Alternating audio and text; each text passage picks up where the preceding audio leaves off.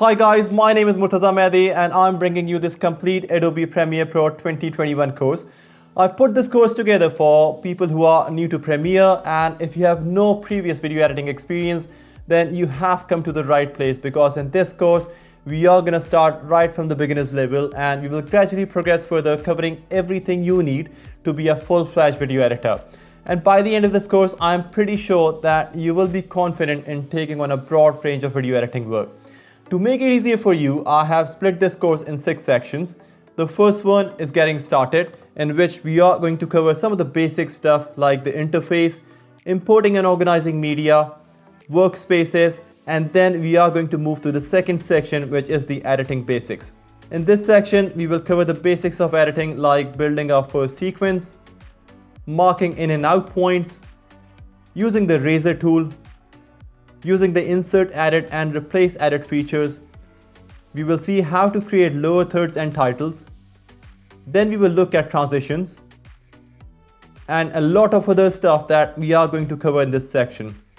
We will then move to the third section, which is all about audio in Premiere. In this section, we will look at the different ways of managing audio levels in our clips, fixing audio channels, how to do a voiceover, and we will then look at all of the effects that are in Essential Sound panel. After this, we will move to the next section, which is all about color correction and color grading in Premiere. In this section, we will look at the different Lumetri scopes in Premiere.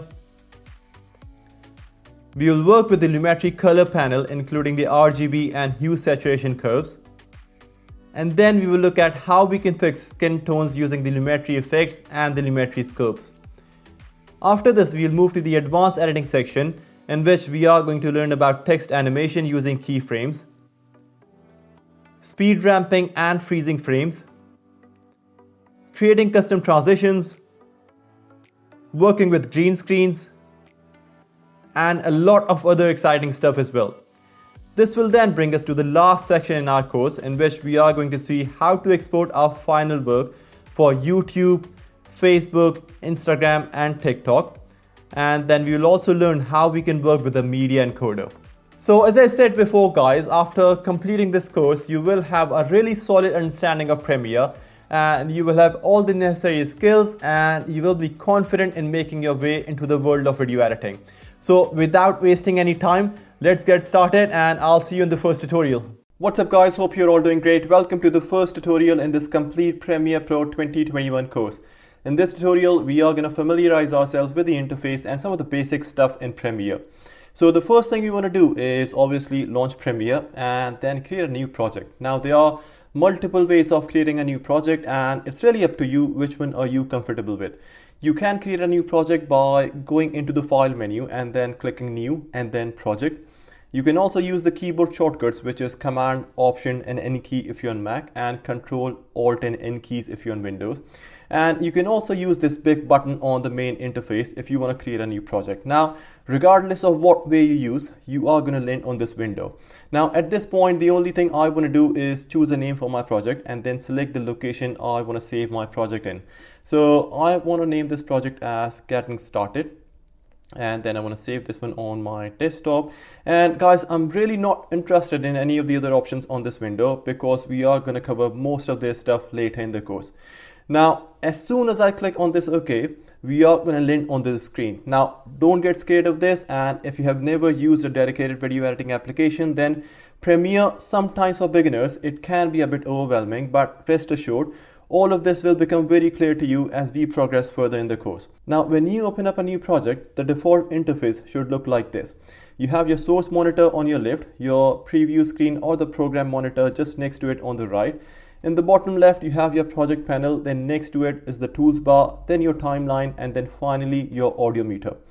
Now, the source monitor provides you an ability to view your clips or images in here. So any media that you are going to import in Premiere, you can view all of that in your source monitor. So let me just quickly import a new clip in my project. So I can do that just by double clicking here. And I'm going to select this clip, we'll bring it in my project. Now, if I double click on this clip, you will see that the clip will load up in the source monitor. Now I can do a bunch of stuff in here. I can mark my in and out points. I can use the replace edit or insert edit features and a lot of other things as well, which we are going to cover later in this course. Now, just next to your source monitor, you can see your program monitor, which looks very similar to your source monitor. However, it works as a preview screen, as a preview monitor. So when you make changes to your clips, like adding effects, color correcting, color grading, or any other changes that you are going to make on your clips, you will be able to get a preview of all of that in this area in your program monitor. Then on the far left, we have our project panel. This is the area where you can see all of the media that you have imported in your project. Then just next to your project panel is your tools bar. Now this area gives you an ability to select different tools based on what you want to do. In here you have the selection tool, your razor tool, the pen tool, the type tool, and others as well. And again, we are going to cover all of these later in this course. Now next to your toolbar is your timeline. This is the place where you are going to be building your sequence, or in simple words, this is the place where you will be kind of editing your clips, adding video or audio tracks, sound effects, or any other changes that you would want to make. You are going to be doing all of that in this space, in this area. And then next to your timeline, you can see your audio meter, which will show you the audio levels within your clips. So guys, that's really all I wanted to cover off in this video. In the next tutorial, we are going to look at how we can import media into our project. So till then, you take care of yourself, and I'm going to see you in the next tutorial. Hi guys, welcome to the next tutorial in this complete Premiere Pro 2021 course. In this tutorial, we will be covering the different ways of importing media into our project. Now, there are several ways of importing media into a project, and it all depends on you which one you find it easier. So there's really no right and wrong here. Let me show you the first way, which is by going into the file menu and then clicking on import, and you are going to land on this window. You can also do the same by using your keyboard shortcuts, which is Command and I key if you're on Mac and Control and I key if you're on Windows.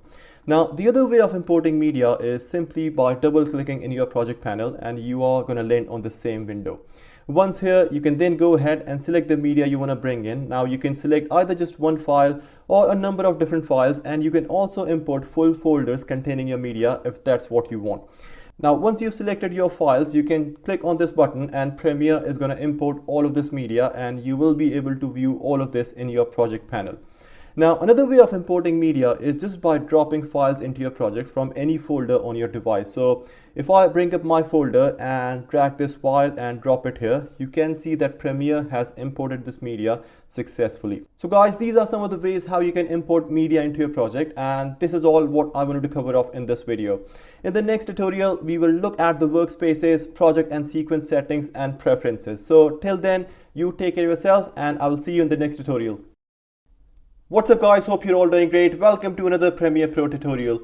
In this tutorial, we are going to talk about preferences, project settings, sequence settings, and then we will also talk about workspaces. So the first thing I want to go through with you is preferences in Premiere. Now, there is no right and wrong here, and it all depends on you as to how you like working in Premiere. I'm just going to give you a general overview of these preferences. If you're on Mac, you can access these preferences under the Premiere Pro and then preferences. If you're on Windows, then you can find these under the edit tab. I don't really think that you will need to change any of these at this point, but maybe at a later stage when you have gained more experience and you've built your own way of working, then you will probably need to adjust some of these preferences. Now, just to give you a high level view, if you want to make a change to any of these, then you just have to select the relevant item from left and then make a change. Like if I select the appearance on the left, then I have the option of making it brighter or darker, or I can click on this default button if I want to revert back to the default settings. Now, one thing to remember here is that if you change any of these preferences, then the changes will take place globally. What I mean by that is that if you change any of these settings, then you will be changing these for your entire program and not just for that particular project. So when you close your project and start a new one, these changes will still be there. Now, in the same way we have our preferences, we also have our project settings, and unlike preferences, any changes you make to your project will only affect that particular project that you are currently working in. Now, you can click on the file menu and then select project settings, and you will notice that it is the same window that was shown to you when you were setting this project up. Here you have three tabs. You have got your general, scratch disk, and then ingest settings. Now, I'm not going to go into any of these as I don't really think that you will need to make changes here at this stage, but I just wanted to kind of show you that, it does exist. Now, in the same way as we have our preferences, our project settings, we also have our sequence settings. Now, A sequence is what you are putting together in the timeline. A sequence could just be one clip, or it could be made up of 10 clips depending on the size and complexity of your project. Now you can have specific settings for your sequence, and you can always change these settings by selecting your timeline. And you will know that you have selected the timeline, as a blue border will appear on this area, as you can see right now. Now once you've selected your timeline, you can click on this sequence menu at the top and then click on the sequence settings. This will open up a new window, and now you will have a chance to make changes to your sequence. And guys, whatever changes you are going to make in here, those changes will be reflected in the media that exists in your sequence. Now in here you can change the frame size or the aspect ratio, you can make changes to the audio settings, you can make changes to the preview settings, and I mean it's really up to you what you want to change. So right now, as you can see, that my sequence is full HD, and I know this because I can see the frame size, which is 1920 by 1080p, and the aspect ratio is 16 by 9. So let's say if I want to convert this clip into an Instagram story, then I need to change the aspect ratio here, and I can do that by inputting here the new frame size for Instagram, which is 1080 by 1920. And now you can see that the aspect ratio has been changed automatically because all of this is linked up. So if I now click OK on this, now you can see that the changes have been applied on my sequence, and my clip is now a 9 by 16, which is what the Instagram requires.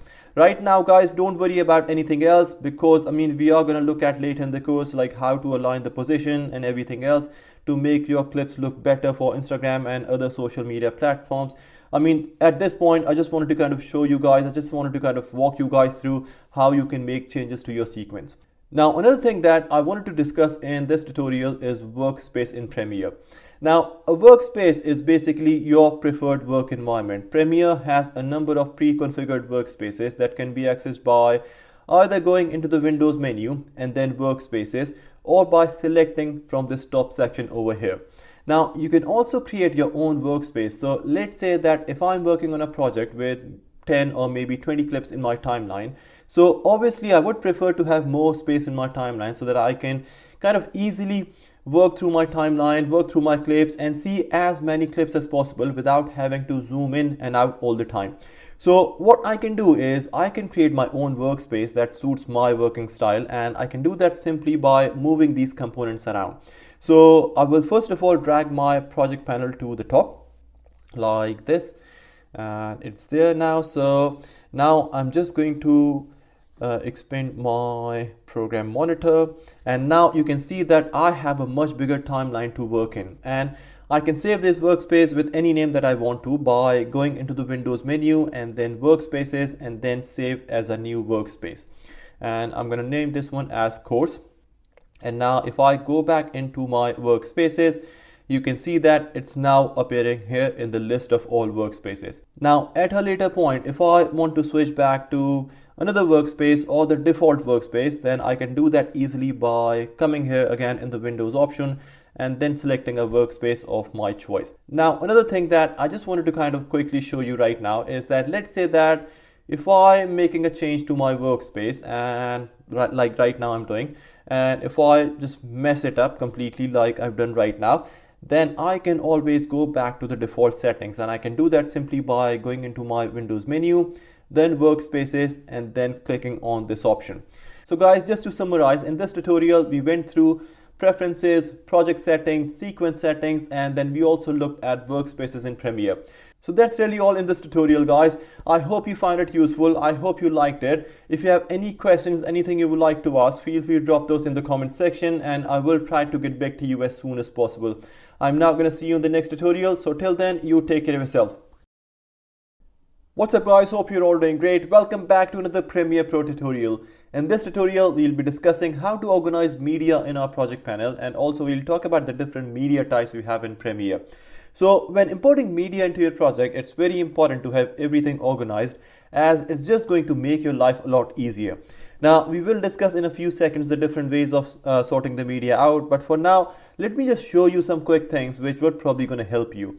Now you will see in the project panel that we have some icons over here in the bottom, so you can use these icons to switch between different views in your project panel, and then there's a slider as well over here if you want to zoom in or zoom out. Now, if you have imported something twice in your project panel, or for some reason, if you want to get rid of something in your project panel, then this button over here is your friend. You can just select the media you want to delete and then click on this icon, or you can also use the delete key on your keyboard.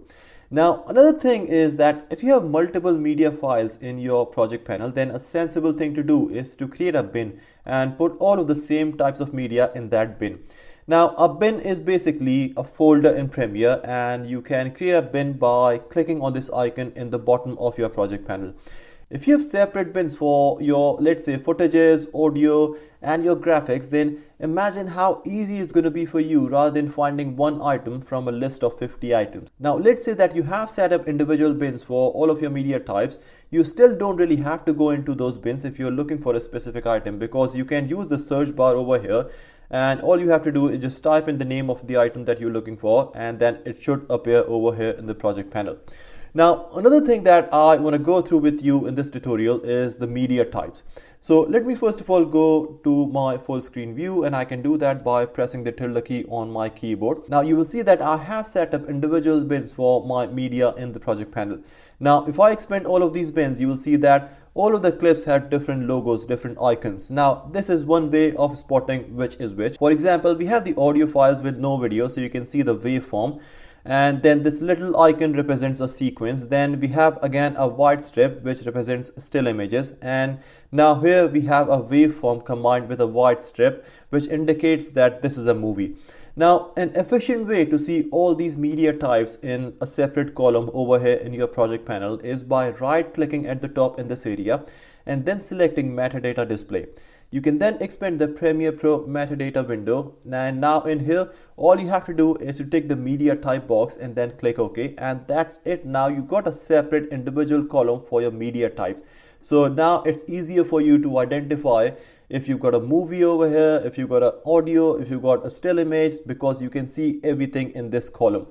Now guys, one thing that you would probably be thinking in your head is like, what's a movie and what's a video? So don't worry, don't get confused, because Premiere calls a footage with video and audio a movie, and a clip with no audio but just video is called a video in Premiere. Now I know it's a bit confusing, but that's how it is. So once again guys, a clip with both video and audio is called a movie, and then a clip with video but no audio is called a video. So guys, that's how you can organize media types in your project panel. I hope you found it useful.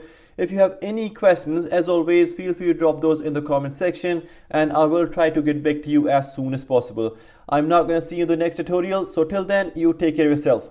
Hi guys, hope you're all doing great. Welcome to the next section in this course. In this section, we are going to discuss the basics of editing, like building our first sequence, marking in and out points, using the razor tool, using the insert edit and replace edit features.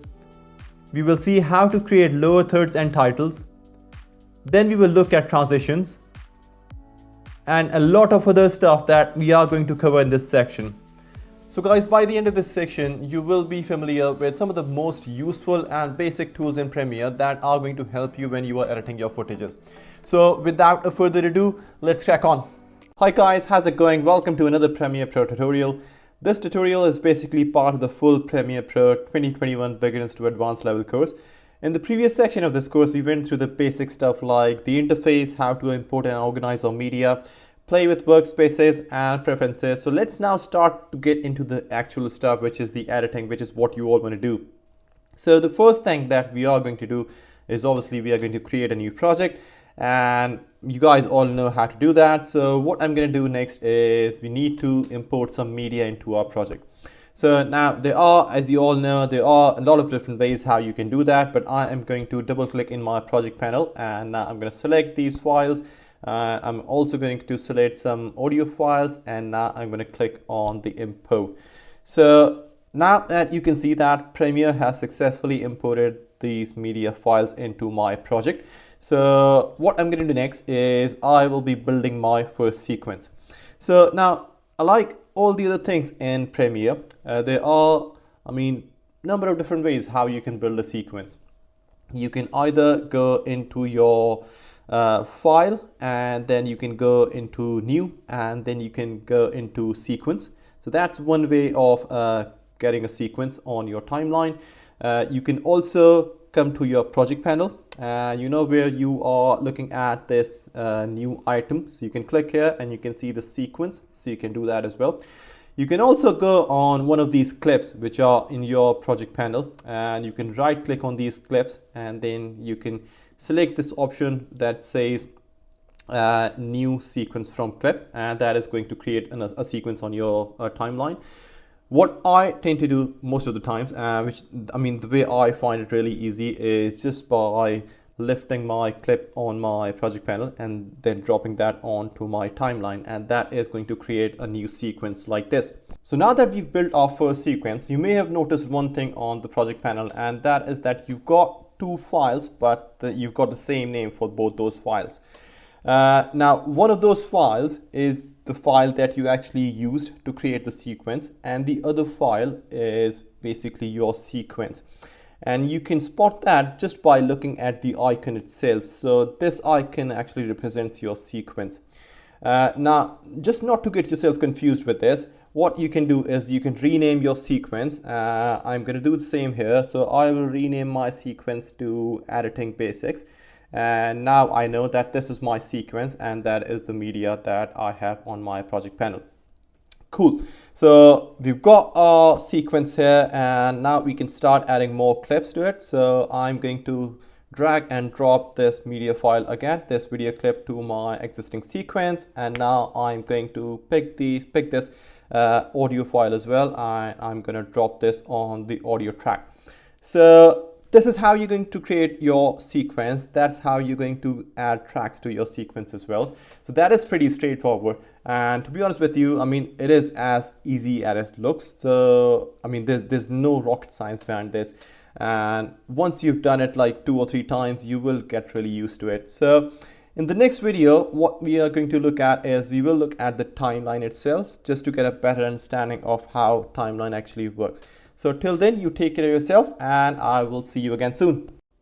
Hi guys, welcome to another Premiere Pro tutorial. In this video, we are just going to spend some time looking at the timeline just to get a basic understanding of how timeline actually works. So if I just go full screen right now, and I can do that by either double clicking here in this portion or by using the keyboard shortcut, which is the tilde key. So now the first thing to remember is that you can use plus minus keys on your keyboard just to zoom in and out of your clips. Now, if I select this clip on my timeline, and if I press plus key, Premiere is going to zoom in to that clip. And if I use minus key, if I press minus key, I will be zoomed out of my clip. So that is very handy. Now, if you've got multiple clips on your timeline, you can also use the backslash key, and the backslash key is actually going to fit everything. It's going to try to fit everything within the space on your timeline. Now, there are up and down arrow keys as well, which are going to move you to different edit points within your sequence. And if you want to get to the start of the sequence, you can either use the home button, home key on your keyboard. If you don't have the home key on your keyboard, you can simply use the FN key with the left arrow, and Premiere will take you to the beginning of your sequence. Similarly, if you want to get to the end of your sequence, you can either use the end key, or if you don't have the end key on your keyboard, you can use the FN key with the right arrow key, and Premiere is going to take you to the end of your sequence. You can also add more tracks just by right clicking. If you want to add another video track, you can right click in this area and then simply click on add more track. And if you want to add another audio track, you can right click in this audio area and you can add another track. So another very useful thing to remember is that you can actually add markers in the timeline. So let's say if I have this clip and I want to color grade this clip, but not now, at a later point, so I can literally leave myself a kind of a reminder, and I can just select this clip, and either I can press this icon here, or I can use the keyboard shortcut, which is the M key. And now if I double press this M key on my keyboard, I can actually add a description as well of what I want to get reminded for. So let's say in this case, I want to color grade this clip later at some point. So I'm just going to write here color grade, and now you can see that I've got this marker on my clip. Now this is how I can actually add a marker on my clip. But let's say that if I want to add a marker on my timeline, just to kind of give myself a reminder that I have to insert here another clip or another still image, I can do that as well. All I have to do is just have to unselect the clips, and I only have to select the timeline itself. And I'm going to do exactly the same. I'm just going to press the M key or use this icon here on the left. And if I double press the M key, I can again leave myself a note here, a description of the marker here as well. Now, if you have set up multiple markers and now you have reached a point where you are reviewing everything and you are just basically getting yourself ready to export everything, and you just want to kind of go through if you've not missed anything, so you can actually look at all the markers that you've set.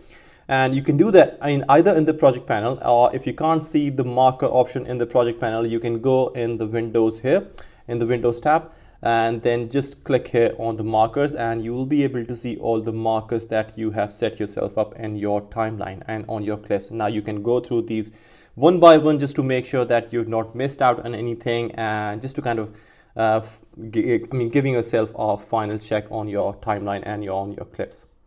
Now, one more thing in the timeline you may have noticed is that these yellow and red lines. Now, yellow line basically means that Premiere can handle this clip and will play it without dropping any frames, and it will kind of give you a fairly accurate representation of the clip. But this red bar that you can see over here, that actually means that there is some heavy sort of stuff going on in this clip, like effects or graphics, and Premiere would most probably would drop a few frames when playing it.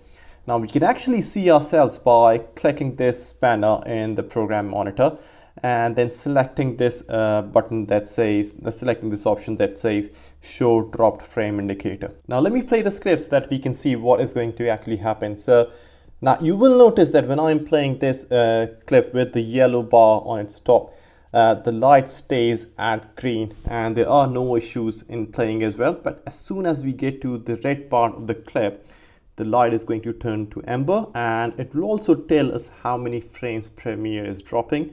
So now to play back this video without dropping any frames, we will have to render it, and we can just do it by marking the in and out points on the part of the clip that we want to render. So if I mark the in point by pressing the I key at the start of this part, and if I mark the out point by pressing the O on my keyboard in the end of this part. So now all I'm going to do is I'm going to go in my sequence tab at the top, and I will select render into out, and I will let Premiere render this clip, this part of the clip, sorry.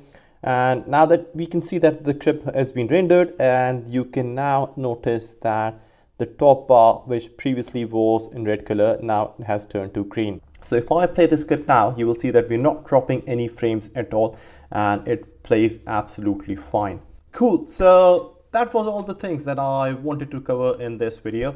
I will now see you again soon in the next tutorial. Till then, you take care of yourself. Hi guys, welcome to another Premiere Pro tutorial. In this video, we are basically going to look at some of the different techniques we have available in Premiere to edit our videos. So now the first thing obviously to do is to open up a new project and import some media into your project. Now once you've got your media imported into your project, the next thing you need to do is to double click on a video file in your project folder, in your project panel.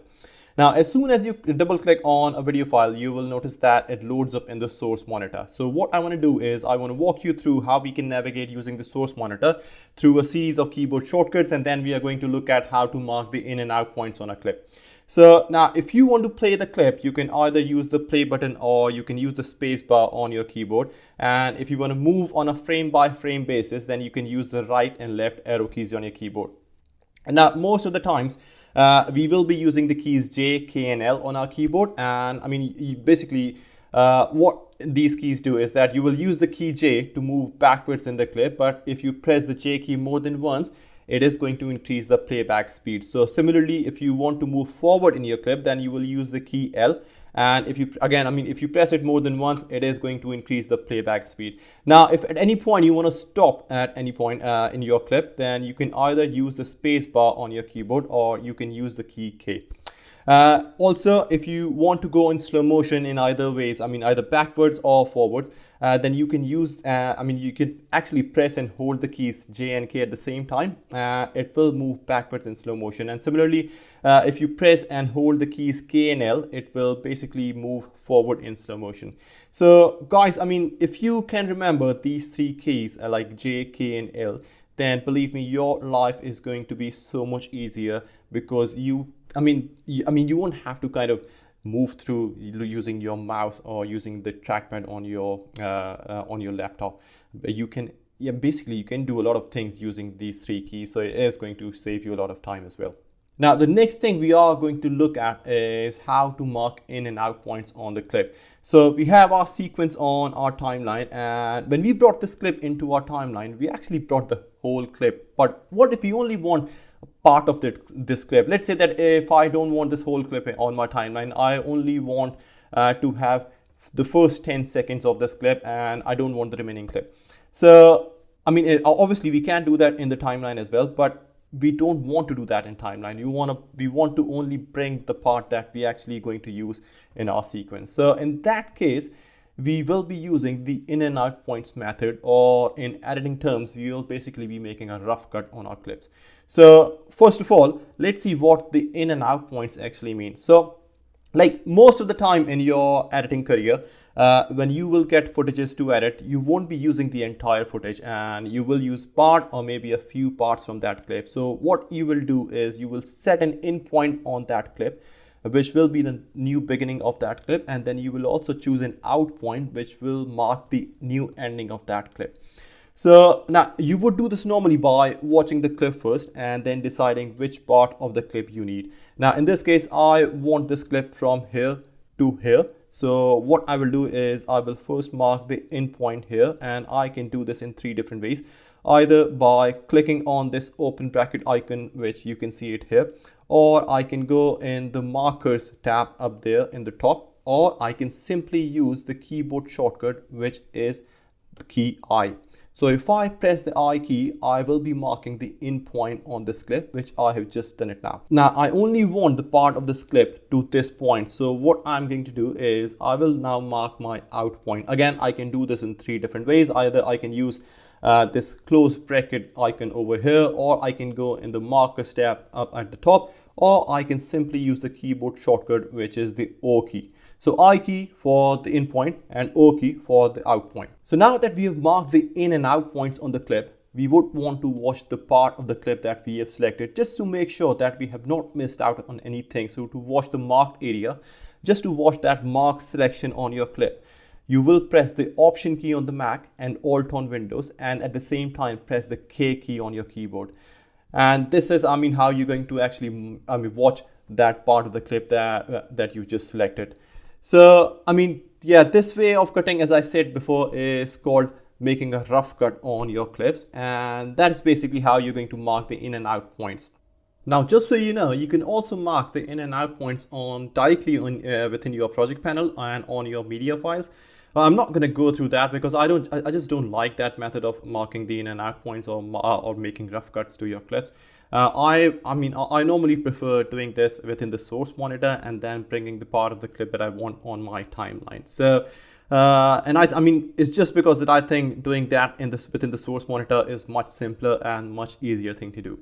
So guys, that's it for this video. I will now see you again in the next video. Hope you liked this video and hope you find this useful. But if you got any questions, any comments, feel free to drop those in the comments area, and I will now see you again soon.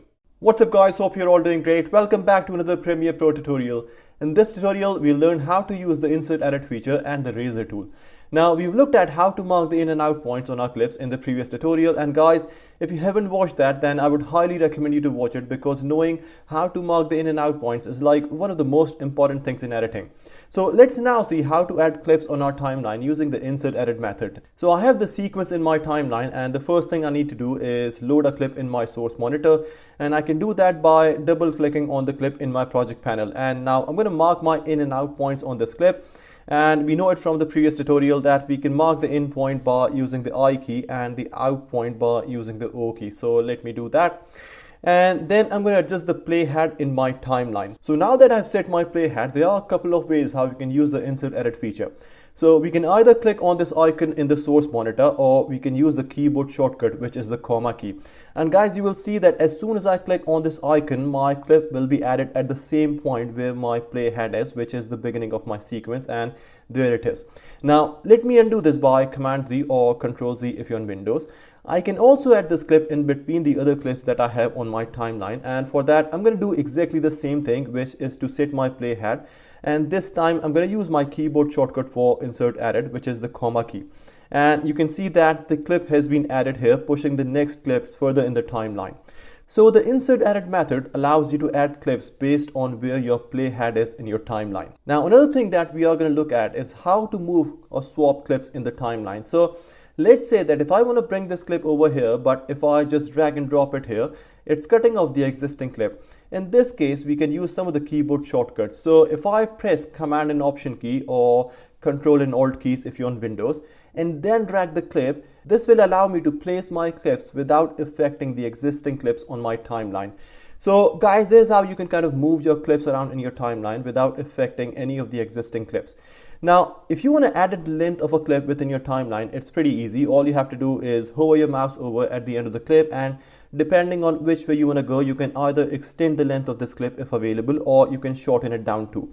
Now, the other thing which is very useful is the razor tool, which is over here in the tools bar. Now, if you have dropped a full clip on your timeline without making any rough cuts to it in the source monitor, you can use the razor tool to get rid of the unwanted parts of your clip. All you'll have to do is set your playhead and then select the razor tool by clicking on this icon in the tools bar or using the keyboard shortcut, which is the C key. And now hover your mouse over your playhead and then make a click. As soon as you make a click, a cut will be applied there on the clip. And now that you applied the cut, you can go back to the selection mode either by pressing the V key on the keyboard or clicking on this arrow icon in the tools bar, and then highlight the clip and press delete on your keyboard. But if you use the delete key on your keyboard, you will have to delete this empty space too. So let me just undo this for now by Command Z or Control Z if you're on Windows. Now the easiest way is to select the clip that you want to delete and then right click on it, and now you can use the ripple delete option. So this will not only delete the clip, but it will also delete the empty space and will adjust the remaining clips in your timeline automatically. So guys, this is how you can use the razor tool in your timeline. Now I totally understand that it was a lot to take in, but hopefully you found it useful and all of this made complete sense to you.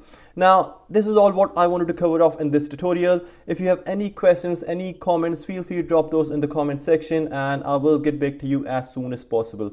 I'm now going to see you in the next tutorial. So till then, you take care of yourself. Hi guys, what's up? In this video, we are going to discuss why would we do track targeting and how can we target specific tracks on our timeline.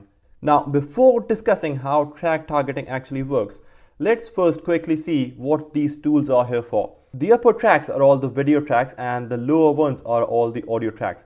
This little padlock icon is used to lock a particular track, and then on the right we have this toggle sync lock, which we are going to look at later in the video. We have the mute option here to mute a particular audio track, and then we also have the solo track option, which if selected will automatically mute all the other audio tracks and will play only this specific track. One of the main reasons why we target tracks is basically to enable ourselves to be able to navigate in the sequence. So if I select video track V1 where my sequence is, and I can do that by clicking on it, and once I click on it, it turns to blue, which indicates that I'm targeting this particular track. So now that I'm targeting this track, I'm able to move to different edit points on my sequence, as you can see. If I select audio track A1 and deselect the video track, then you will notice that I'm no longer able to move in my video track, and that's because I have selected the audio track and I'm moving to the different edit points within my audio track. The other reason why we would target a track is to be able to paste content on the desired location within our timeline. Let me deselect all the tracks, and now if I select this clip that I have on my timeline and copy it, Command C or Control C if you're in Windows, and if I set my playhead at this point, now if I just do a normal paste by using Command V or Control V on Windows, you will notice that the content just appeared on the top of my existing clip, which is definitely not what I want. It's cutting my existing clip and it is messing up with my audio as well. So I'm going to undo this by Command Z or Control Z. If you want to paste the video but don't want your audio to be affected, that is when you need to target specific tracks. In this instance, I want my video to go on video track 2 and my audio to go on audio track 2. So I'm going to select the relevant tracks by clicking on them, and then I will paste the clip by Command V or Control V on Windows. And now you can see that the clip has been pasted exactly where I wanted without overwriting our existing clip. So that is fine, but I'm going to undo this again and will deselect all my tracks. You can also perform a paste insert, which works very similarly to an insert edit function. And what it does is that it cuts everything on the playhead and pushes it over to make space for the new clip. Now, if you don't know how the insert edit tool actually works, then I would really recommend you to go and watch my previous video, because we looked at the insert edit tool in very detail. So for paste insert feature, we don't have to do anything in the source monitor, and it is basically a feature for pasting content. We can go to the edit menu and then we can choose paste insert, and when we do that, you will notice that everything has been pushed forward and the clip has been pasted. But once again, we are cutting the audio, which I don't want. I'm going to undo this once again by Command Z or Control Z on Windows. What we can do here is target specific tracks. So for video, I'm going to target V2 and A2 for my audio, and then we can perform paste insert once again, and now we are getting the desired result. But once again, my audio has been messed up. I am happy for cutting the video, but I don't want to cut the audio, so I'm going to undo this by Command Z or Control Z on Windows. So there are two things we can do in this situation. The first one is that we can basically lock the audio track, which means that the audio track will be locked for any kind of changes. And if I do the paste insert once again, this time we will get the results that we wanted. So that is one way of pasting your content on your desired location. I'm going to undo this again and will unlock my audio tracks. The other thing we can do, which is a much better option, would be to deselect the toggle sync lock. So a toggle sync lock basically enables you to paste or bring the items to where you want, and Premiere basically is not going to worry about syncing your tracks. So if I, let's say, do paste insert once again, we will get the results and we will get the video where we wanted, and we are not going to mess up our audio as well. So guys, hopefully track targeting is beginning to make more sense, and you can begin to see how can you target different tracks in order to have more control over where you want your content to go within the sequence. Guys, this was it for this video. I'm gonna see you again next time very soon. But if you got any questions, or if there's anything you're not sure about, feel free to drop those in the comments area, and I will try my best to get back to you as soon as possible. Hi guys, what's up? I hope you're all doing fine, and welcome to another Premiere Pro tutorial. Now, we have already discussed how insert edit tool works in one of the previous videos, and if you haven't watched that video, I would highly recommend you to go and watch that, because it is a very handy tool. Now, just very briefly, the insert edit feature cuts everything on the playhead and push everything forward to make space for the new clip. Now, in this video, we will discuss the insert overwrite feature, and you may have already guessed it, how it works by its name. And I know it is very self-explanatory, and literally it does what it says. But to put that in perspective, the insert overwrite feature, rather than cutting the clips and pushing it out of the way, it basically overwrites on your clips. So anything coming in the way will be overwritten. Now, let me first set my playhead, and then I'm going to mark my in and out points on this clip in the source monitor, and I can do that by using the keyboard shortcuts, which is I for marking my in point and O for marking my out point. Now that I have marked my in and out points, I can either use this icon on my source monitor, or I can use the keyboard shortcut, which is the full stop or the period key, whatever you call it. Now, as soon as I click on this icon or use the keyboard shortcut, you will see that the clip has been added to my sequence, overwriting my existing clip.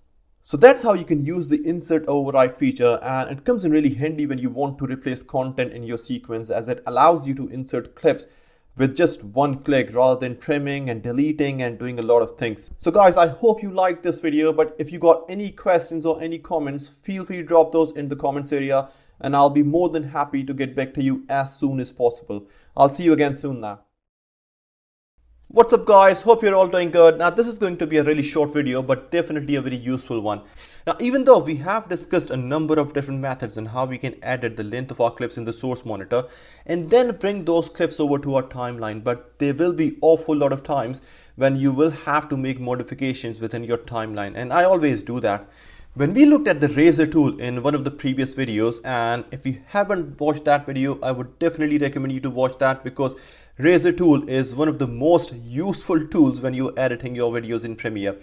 Now in that video, we briefly touched upon the ripple delete functionality. So in this video, in this tutorial, we will be discussing the ripple edit option. So if I want to trim this clip on my timeline, it is pretty straightforward and it's very simple. I can just do it by hovering my mouse over it, but then I also have this empty space that I have to delete. It is fine if you have like 1 or 2 clips in your sequence, but imagine how painful and time consuming it's going to be if you have got like 20-25 clips on your timeline. Now I'm going to undo this by Command Z or Control Z if you're on Windows. Premiere gives us the ability to ripple edit, and the way it works is that I'm going to select this ripple edit tool from the tools bar by clicking on it, or I can simply use the keyboard shortcut, which is the letter B. Then all I have to do is trim my clips and my sequence will be adjusted accordingly. I mean, Premiere is going to look after that all for me. I won't have to go in and delete any kind of empty space separately. So guys, that's how easy it is to use the ripple edit functionality. And I mean, it is definitely a big time saver, especially if you're working on big projects. I hope you liked this video guys, and if you got any questions, if there's anything you're not sure about, feel free to drop your comments in the comments area and I will try to get back to you as soon as possible. I'm not going to see you in the next video, so till then, you take care of yourself. What's up guys, hope you're all good and safe. Welcome to another tutorial in this complete Premiere Pro 2021 course. A very useful tool if you would be doing raw edits is using the trim monitor to trim your clips. Now, if I want to trim these clips, I can either do it just by hovering my mouse over and then deleting the empty space, which is absolutely fine, but I'm going to undo this for now, so Command Z or Control Z. Or I can simply use the ripple edit option by pressing the keyboard shortcut, which is the letter B, and then trim my clips. But both of these methods are letting me trim my clips in the timeline. We can also trim clips within the program monitor, or in this instance, it will be the trim monitor. So if I want to trim these clips in the program monitor, all I'm going to do is just double click on this joint, and now I can see both of my videos side by side in my trim monitor or in my program monitor. You will notice that you have these double arrows giving you the ability to trim these clips in the monitor. So if I want to trim this clip a frame forward or a frame backward, I can use either of these buttons. I can also go either ways, backwards or forwards, by 5 frames. And I've got these 2 buttons to do that. You will, however, notice that when you go on a frame by frame basis, it's not as smooth as you would want. So a better approach to trim clips in the program monitor is by using the keys J, K and L on your keyboard. So we have already looked in one of the previous videos that the J key moves you backwards, the L key moves you forwards, and if you want to stop at any point, then there's a key K for that. And now when I'm trimming my clips in the trim monitor using the keyboard shortcuts J, K and L, you can see it's much easier and much smoother. So guys, that's how you can trim clips in the program monitor. I hope you found this video useful, and if you've got any questions, feel free to drop your questions in the comments area and I will get back to you as soon as possible. I'm now going to see you in the next video, so till then, you take care of yourself. Hi guys, welcome to another Premiere Pro tutorial. In the last few videos, we've been looking at some of the different ways of tweaking clips in our sequence. Another very useful method of performing modifications or tweaks to the clips in the timeline is by using the Replace Edit feature. Now there are 2 ways you can use the Replace Edit feature to tweak your sequence. Let's say that the third clip I currently have in my sequence here is way too long and I want this clip to be cut at this point, and from this point I want a new clip to be inserted. Now I don't want to touch any of the other clips, so what I'm going to do is I will select the razor tool first by pressing the C key on my keyboard or clicking on this razor tool icon in the tools bar, and I'm going to make a cut on my clip. Now what I'm going to do next is I will load up the new clip in the source monitor, and I need to mark an in point, and the way I can do it is by pressing the I key on my keyboard, and I can also use this open bracket icon in my source monitor. Now once I've marked the in point, the next thing I'm going to do is I will press the Option key on my keyboard or the Alt key if you're using a Windows machine, and then I'm going to drag this clip over to my timeline at the same place where I want this clip to go in. Now, as you can see, that this clip has been replaced based on my endpoint without messing up anything else on my timeline. Now, I'm going to undo this for now by Command Z or Control Z if you're in Windows. I can also perform replace edit. Let's say that if I don't want to make an endpoint on my source monitor. In that case, I just have to set my playhead in the source monitor at the point where I want the clip to be started. And now I'm going to come back to my sequence, right click, select replace with clip, and then under that option, I'm going to choose from source monitor match frame. There you go. Now you've replaced the clip with the new one. So guys, that's how easy it is. I hope you found this video useful. I mean, it is a pretty handy tool if you want to replace content without touching anything else on your timeline. Now, if you got any questions, if there's anything you're not sure about, feel free to drop those in the comments area and I'll be more than happy to help you with that. I'm not going to see you in the next video. So till then, you take care of yourself. Hi guys, hope you're all good. Now, this one is going to be a really quick video and I just want to kind of show you guys another very useful way of trimming your clips. What's really handy in Premiere is understanding how to perform the top and tail edits, and that's what we are going to discuss in this video.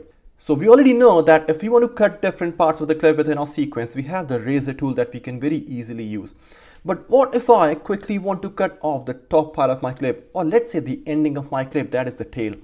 In that case, I will use my playhead and will set it at the point where I want the clip to start and will then press the Q key on my keyboard.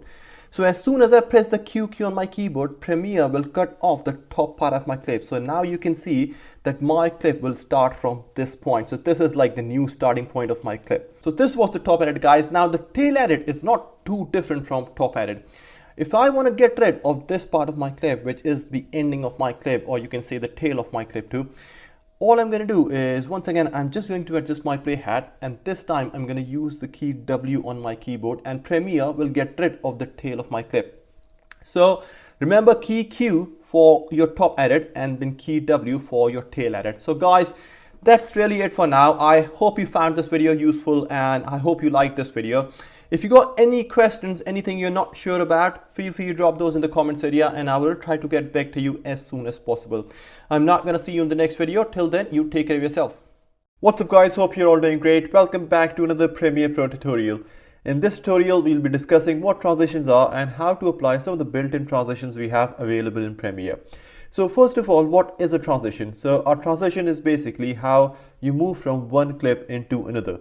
In other words, how one clip transitions into the next one. Now, you may have seen on Netflix or in any other TV series or in a movie that when a scene changes, most of the time there aren't any effects going on and it's just a straight cut like this. But I'm sure you would have definitely seen footages where when a clip is transitioning into the other one, there is this cool transitioning effect going on, and we can do all of this in Premiere. We have a range of video and audio transitions available in Premiere, and you can see all of those by going into the effects panel. Now, if you can't see the effects panel, then you can go into your Windows tab and then click on effects, and now you should be able to see the effects panel over here. In the effects panel, you can click on the video transitions, and here you can see all of the built-in transitions available in Premiere. We are going to cover off how to create and apply custom-made transitions later in the course, but for now, I just wanted to kind of take you guys through the basic transitions we have available and how to apply those. Now, the default transition in Premiere is cross dissolve, and applying a built-in transition is pretty straightforward. All you need to do is to lift and drop the transition here on this point, and then that's it. I mean, you have applied a transition. So I'm going to play this clip now and we will see how it's looking. So you can see this cool transitioning effect going on. So the first clip is fading out and the next clip, it's fading in. So that's the sort of effect that we have given just, within a few seconds. So now the other way of applying this transition is to select the edit point and use the keyboard shortcut, which is the Command D on Mac or Control D on Windows. You can also change the duration of this transition just by zooming into your clip and then dragging it either ways. And if you want to replace it with another one, then you can again go into your video transitions tab in the effects panel, select the new transition, lift it and drop it on your clip, and your transition will be replaced like this. Now, we can also apply transitions to multiple clips at the same time, and that saves us time of going into each and every clip and then adding a transition. The way we can do that is simply by selecting all clips and then either going into the sequence tab and then selecting apply transitions, or by simply using the keyboard shortcut, which is Command D or Control D. And now you can see that we have applied transitions to all of our clips. Now, one thing to remember here is that when you are applying a transition by either of these methods, then only the default transition will be applied, which is cross dissolve. Now, what if you don't want cross dissolve to be your default transition? So that's not a problem at all, because all you need to do is go into your video transitions tab and then right click on your transition and then select set as a default transition. Now, let's go back to our sequence on the timeline and use a keyboard shortcut, which is Command D.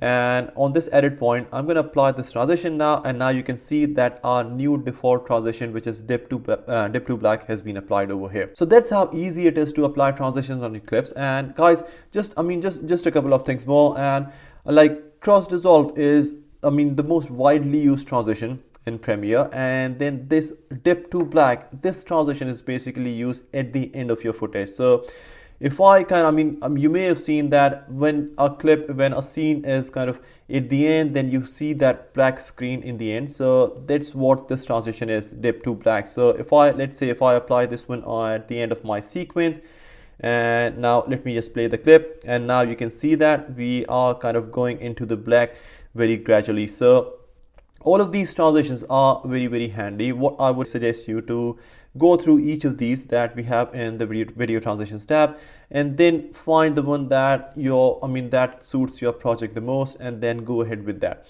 So guys, that's all what I wanted to cover off in this tutorial. I hope you find it useful. As always, if you have any questions, any comments, feel free to drop those in the comment section, and I will try to get back to you as soon as possible. I'm now going to see you in the next one. So till then, you take care of yourself. What's up guys, hope you're all well and safe. Welcome back to another very exciting Premiere Pro tutorial. In this video, we will see how to create titles and lower thirds within Premiere, and then we will also do some really cool stuff like applying a transition just to add some basic animation to our title and lower third. So without further ado, let's dive in. So before we go ahead and start creating our title and lower third, I just want to kind of highlight that it is super easy to do these things, and we can also be very creative with this stuff. Now, in this section, we will only be covering the basic stuff, but later on in the course, I will take you guys through on how we can create some really awesome cinematic titles. So, as I said before, that creating a title is very easy. So all you need to do first is select the type tool, and you can do that by either clicking on this icon in the tools bar or by using the keyboard shortcut, which is the T key. The type tool basically gives you the ability to type in your desired text. So once you have selected the type tool, you can click here in the program monitor and then start typing whatever you want. Now, in my case, I'm going to type in Premiere Pro course. And once I'm finished typing, then I need to do some basic alignment and styling. So I'm going to go back to my selection tool by either using my keyboard shortcut, which is the V key, or by clicking on this icon in the tools bar. And I just want my title to be placed at the very top. And then I want it centered as well. So I think this looks fine. And now I'm going to go into my essential graphics panel to do some styling as well. Now, one thing is that you can do all of your alignment and styling within your essential graphics panel. So you've got your alignment options at the top, and then you've got all of your different styling options over here. So you've got your font size, font style, you've got your background color. If you scroll down, then you got your stroking as well. So you got basically loads and loads of options in here. Now, I'm not going to go through each of these options because it's going to take me forever. And also, this is really, really basic stuff. So I don't even think that it's needed for me to kind of take you guys through it. So now I'm kind of happy with the way my title is looking right now. So I'm going to leave it like it is.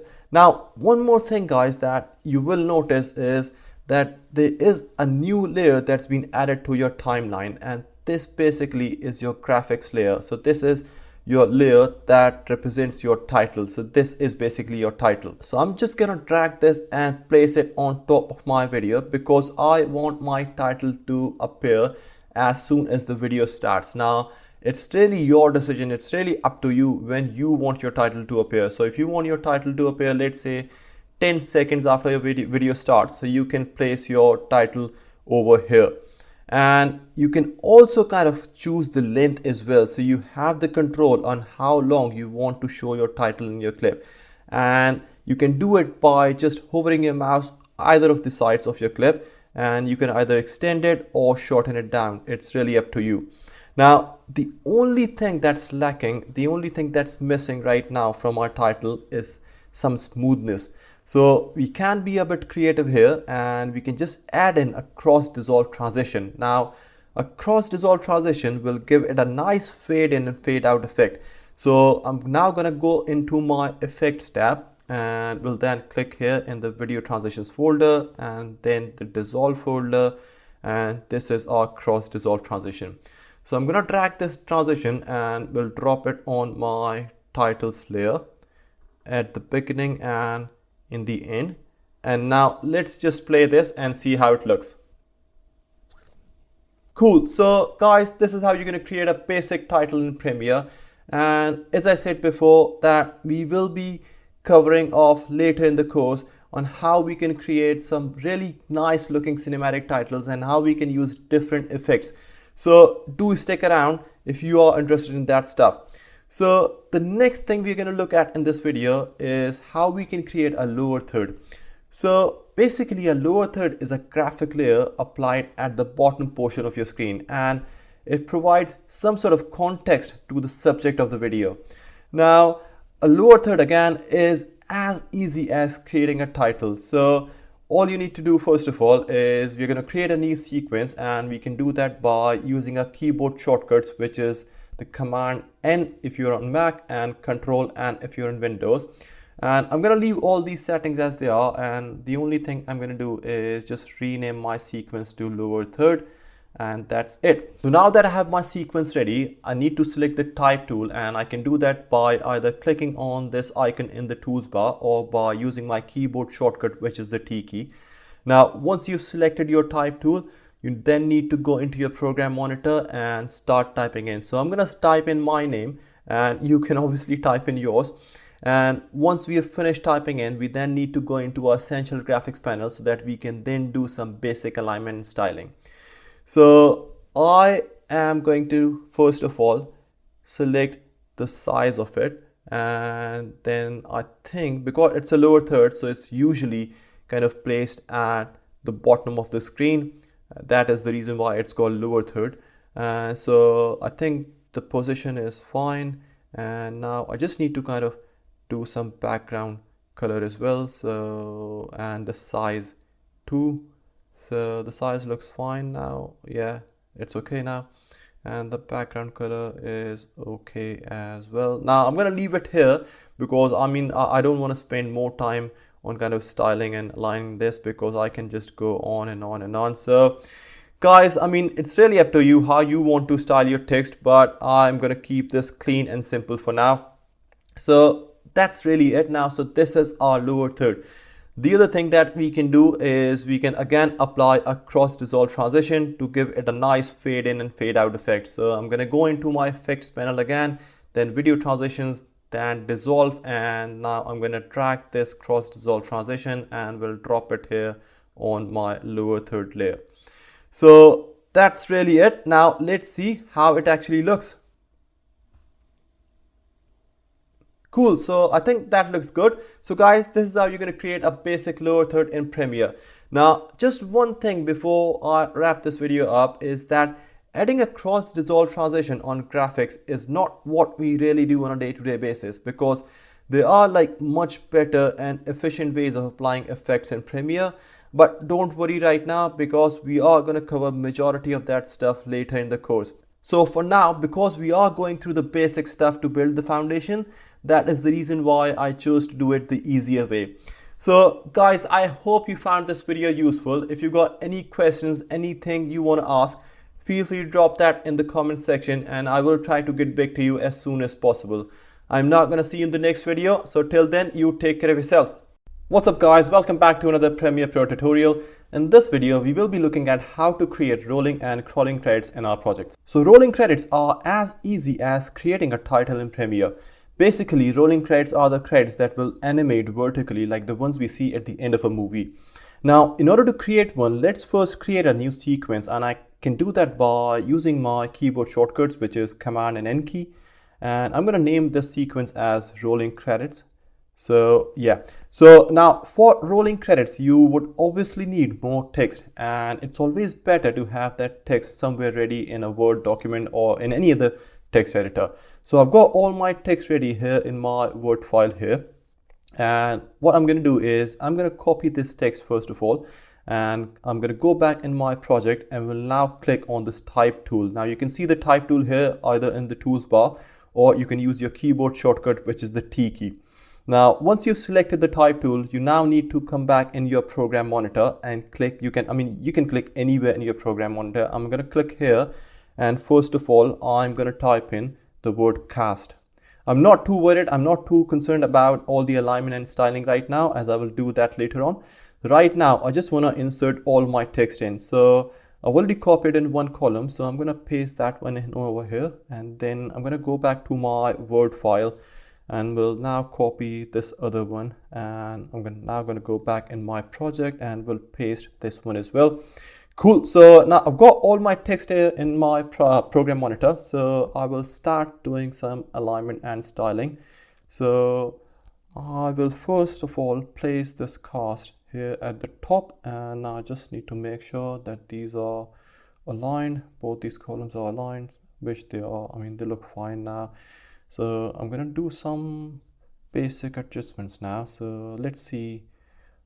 The font style looks fine. The font size, let's say, I think 35 is fine. I think 35 is fine. Yeah. And it looks okay. Yeah. I mean, I'm not going to do anything else. I'm not going to spend time doing.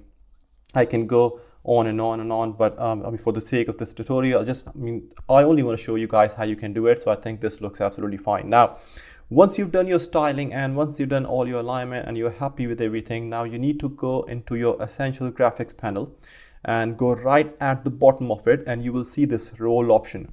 Now you need to click on this roll option, and you also need to click on these other two boxes to make sure that your credits, they start off screen and they finish off screen. Now you can also add in some easing as well, just to make this whole effect a bit smoother. So I'm going to do it ease in 5 and ease out 5. And now once you're happy with everything, you can then go back to your sequence. You can then go back to your timeline and see how it actually looks. So let's see. So guys, I think that looks good. So this is how you're going to do your rolling credits. Now, crawling credits are the tickers basically that will animate horizontally, like the ones we see in the news channel.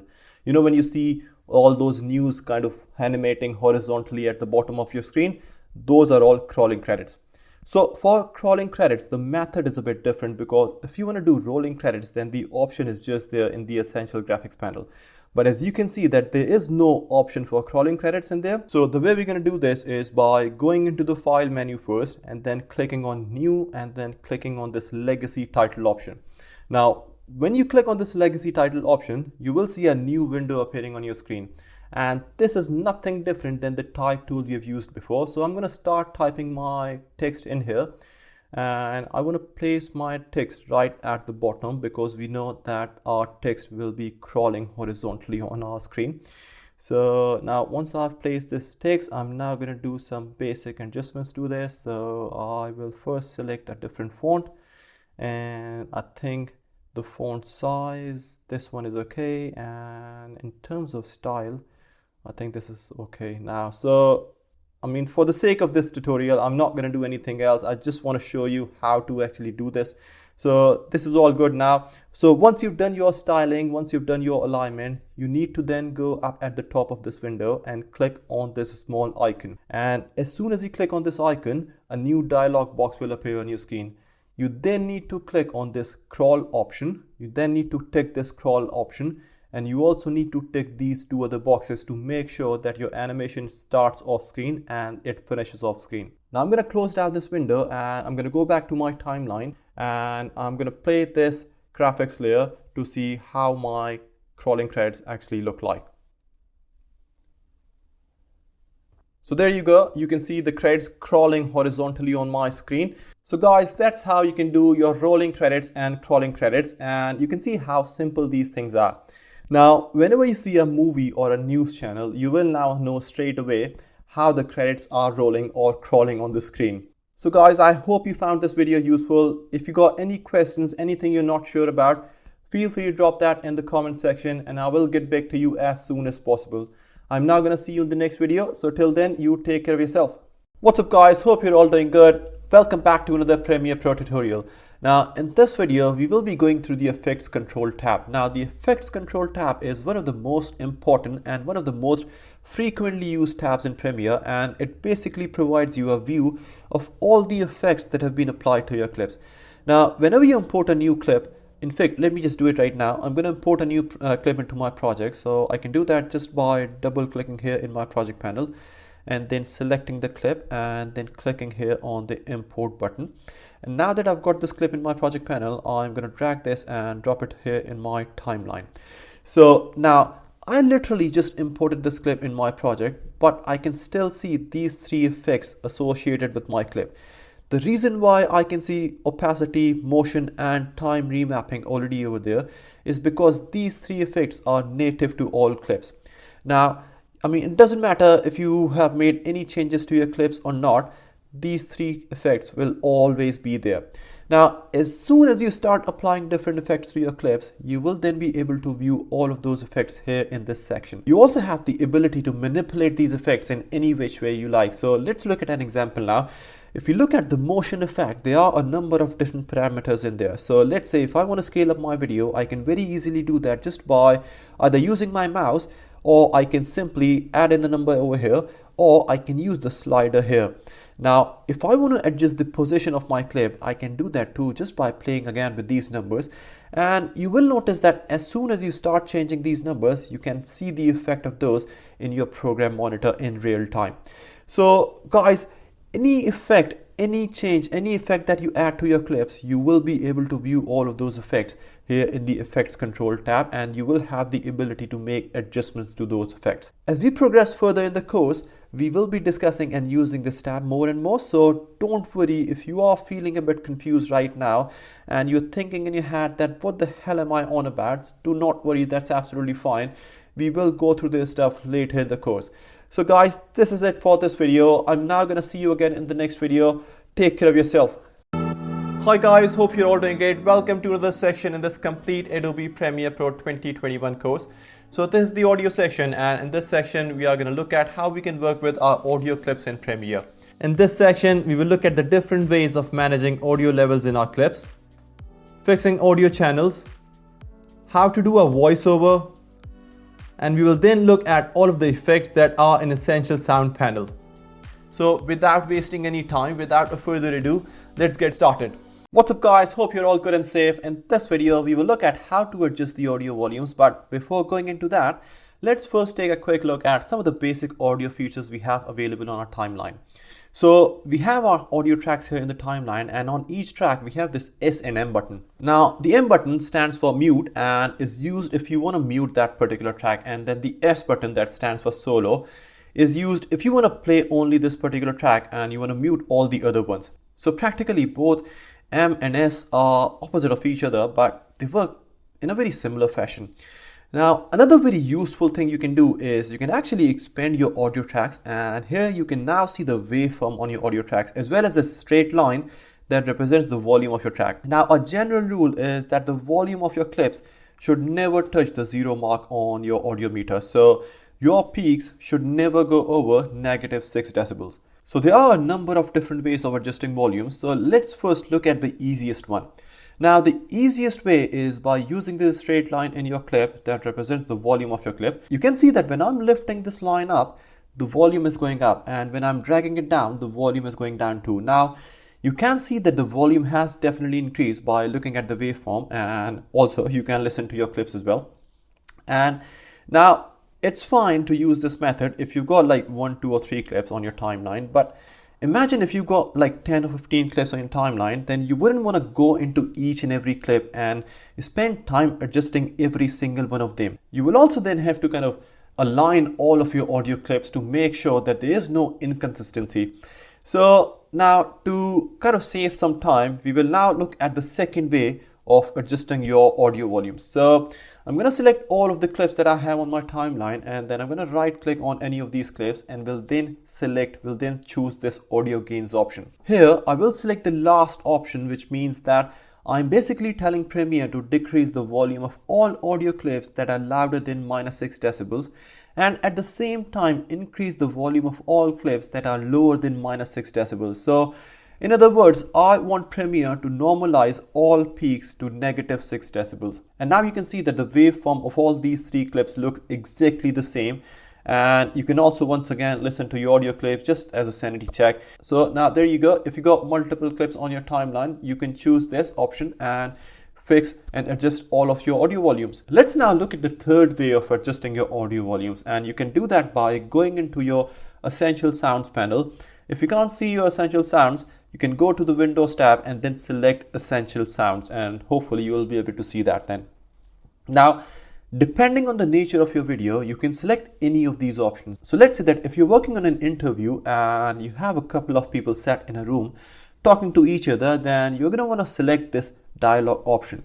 And then you will have to click on this loudness tab and then click on auto. Now, as soon as you click on auto, Premiere will automatically align and adjust your audio volumes.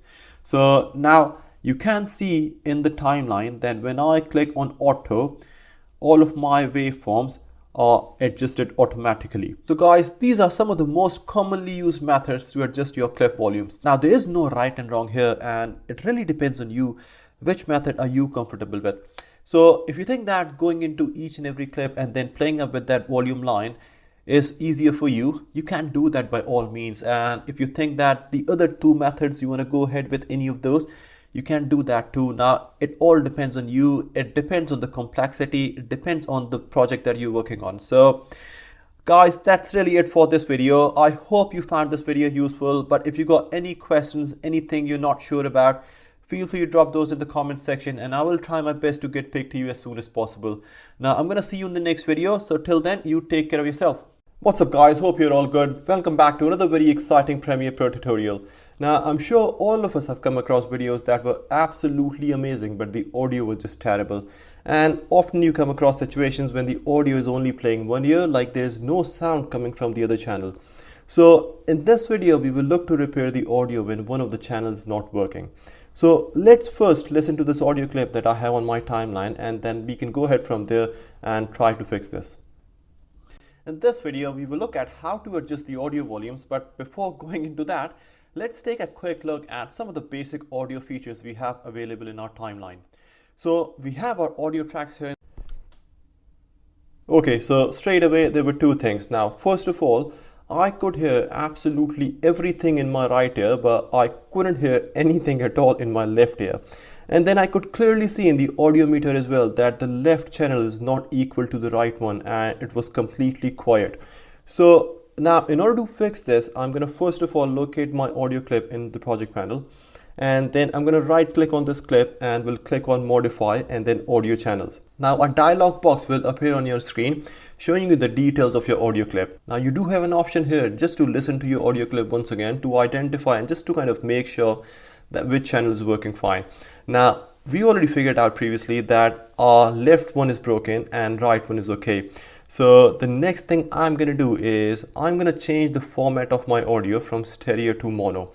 Now this means that rather than playing audio on 2 channels, the clip will be played on just 1 channel, which is why it's called mono. And then I'm going to select the right channel, so the channel which is working playing properly. So that is pretty much it guys. That is all you need to do in this dialog box. So the first thing you have to do is change the format of your audio from stereo to mono, and then select the channel that is playing properly. And then I'm going to click OK on this, and now I'm going to go back in my project panel and we'll drag this audio clip and we'll drop it on my timeline. So now let's listen to this audio clip once again and see what has changed. In this video, we will look at how to adjust the audio volumes, but before going into that, let's take a quick look at some of the basic audio features we have available in our timeline. So we have our audio tracks here. So there you go guys, the audio has been fixed and it's playing just perfectly. So the channels are even as well because it's using just 1 channel. So guys, this is how you're going to fix the audio channels, and I hope you found this video useful. If you got any questions, anything you're not sure about, feel free to drop that in the comment section and I will try to get back to you as soon as possible. I'm not going to see you in the next video, so till then, you take care of yourself. What's up guys, hope you're all well and safe. Welcome back to another Premiere Pro tutorial. In this video, we will look at how to do voiceovers in Premiere. Now, Premiere has made it extremely easy to do voiceovers, and I'm really not exaggerating anything over here because you are going to look at yourself in a few seconds at how easy and simple it is to do voiceovers in Premiere. Now, I have this empty audio track and all I need to do is click on this microphone icon. Now, as soon as I click on this microphone icon, a countdown will appear in my program monitor, and because I've set my pre-roll countdown at 3, so it's going to start from 3, then 2, 1, 0, and then it's going to start recording my voice. So I'm going to click on this icon just to kind of show you guys how it actually works.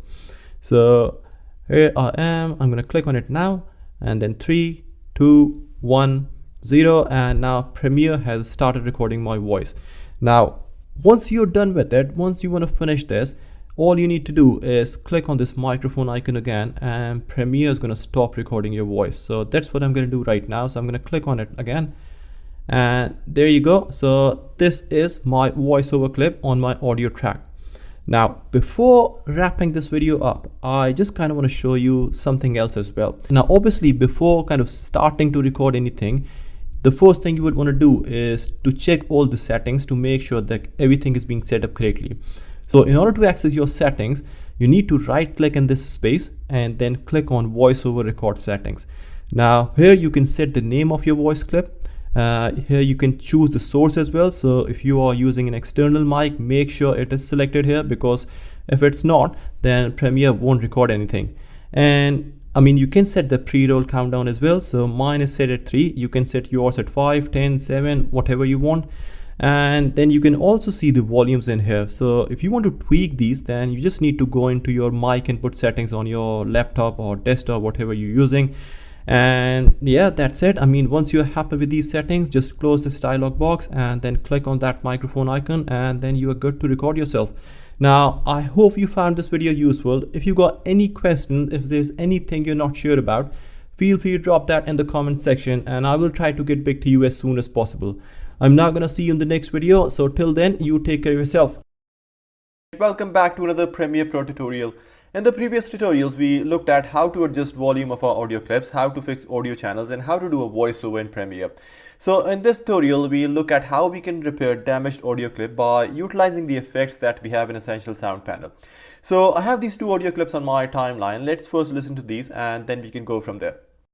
What's up guys, hope you're all well and safe. Welcome back to another very exciting Premiere Pro tutorial. Now in this video we will look at What's up guys, hope you're all well. Welcome back to another After Effects tutorial. In this video we will look at how we can create call out titles. Okay, so the first one has got some background noise and the second one has got some echo in it. So let's go into our Essential Sound panel and see how we can use the effects over there to fix this audio. So I'm going to go in my Essential Sound, and now in here I will go in the edit and then repair section. And now under the repair section you can see all these different effects. So let's look at the first one. The first slider is reduce noise, and this is basically used to reduce a constant background noise like wind or a sound of a rain or any other constant background noise. Now we can adjust this by using the slider, and as soon as I tick this box you can see that straight away this effect has been added in our effects control tab. So let's now listen to the audio clip once again and see if it sounds any better. What's up guys, hope you're all well and safe. Welcome back to another very exciting Premiere Pro tutorial. Now in this video we will look at Okay, so it definitely sounds much better and the background noise has definitely reduced as well. But guys, one thing to remember here is that the higher you go with the slider, the more impact it will have on your voice quality. So let me show you by going up to 10 and then we can listen to our clip once again. What's up guys, hope you're all well and safe. Welcome back to another very exciting Premiere Pro tutorial. Now in this video we will look at Okay, so now the background noise has significantly reduced, but I sound like a robot. So when using these effects you just have to be careful and you have to find that right balance, because obviously you would want to improve the quality of your audio clips, but at the same time you just wouldn't want to sound like a robot like I did. So now the next effect we have here is rumble, and rumble is basically a kind of vibration that happens when you touch or hit your microphone. Now, I don't have a lot of rumbling going on in this clip, but if you are faced with this issue, then you can definitely apply this effect. So we're now going to move to the next one, which is dehum, and this is used to remove any electrical hums from your audio. Now, if you're in North America, then you should use 60 Hertz, and for the rest of the world, it's 50 Hertz. I'm in the UK, so I'm going to use 50 Hertz. And now guys, you should really use this effect if you think that there's a loud hum in your clip, because if there are no hums in your audio, then it can seriously destroy your vocal frequencies and distort your audio. So since I don't have any noticeable electrical hums in my clip, so I'm just going to remove this effect by unticking this box. Now, another effect under the Repair tab is DS, which is also called sibilance. Now, it's basically that S sound that your mic can produce if you're too close to it in, majority of cases. So let's apply this effect and listen to our audio clip and see if we observe any difference. What's up guys, hope you're all well and safe. Welcome back to another very exciting Premiere Pro tutorial. Now in this video we will look at, so there's a very minor difference, but it's really so tiny that I'm going to remove this effect. But if you have that S sound in your clip, then you can definitely apply this effect. Now the last one we have under the Repair tab is the reverb or echo, whatever you want to call. Now this basically reduces the reverb from your audio. Now I have the second clip on my timeline and it has got a lot of reverb in it, so I'm going to apply this effect on my clip, and now let's listen to it and see the difference. What's up guys, hope you're all well. Welcome back to another After Effects tutorial. In this video we will look at how we can create call out titles. Okay, so we've definitely reduced some echo from the clip, but there's still some there. Now guys, again, we just need to be very careful in kind of playing with these sliders when removing the echo from the sound. It can affect the quality of voice, like we saw in the reduced noise effect. So let me just go to 10, and now I'm going to play my clip again and you will see how I sound. What's up guys, hope you're all well. Welcome back to another After Effects tutorial. In this video we will look at how we can create call out titles. So guys, you could see that my voice went completely funny over there, and that was because we just went right up to the top in terms of removing the reverb from my clip. So Premiere, in the process of removing that echo from my clip, it just it just completely destroyed my audio quality. So guys, again, we just have to kind of find the right balance when using these sliders, because obviously you would want to kind of improve the quality of your audio clips, but at the same time, you just have to kind of make sure that you're not just going too intense with all these effects.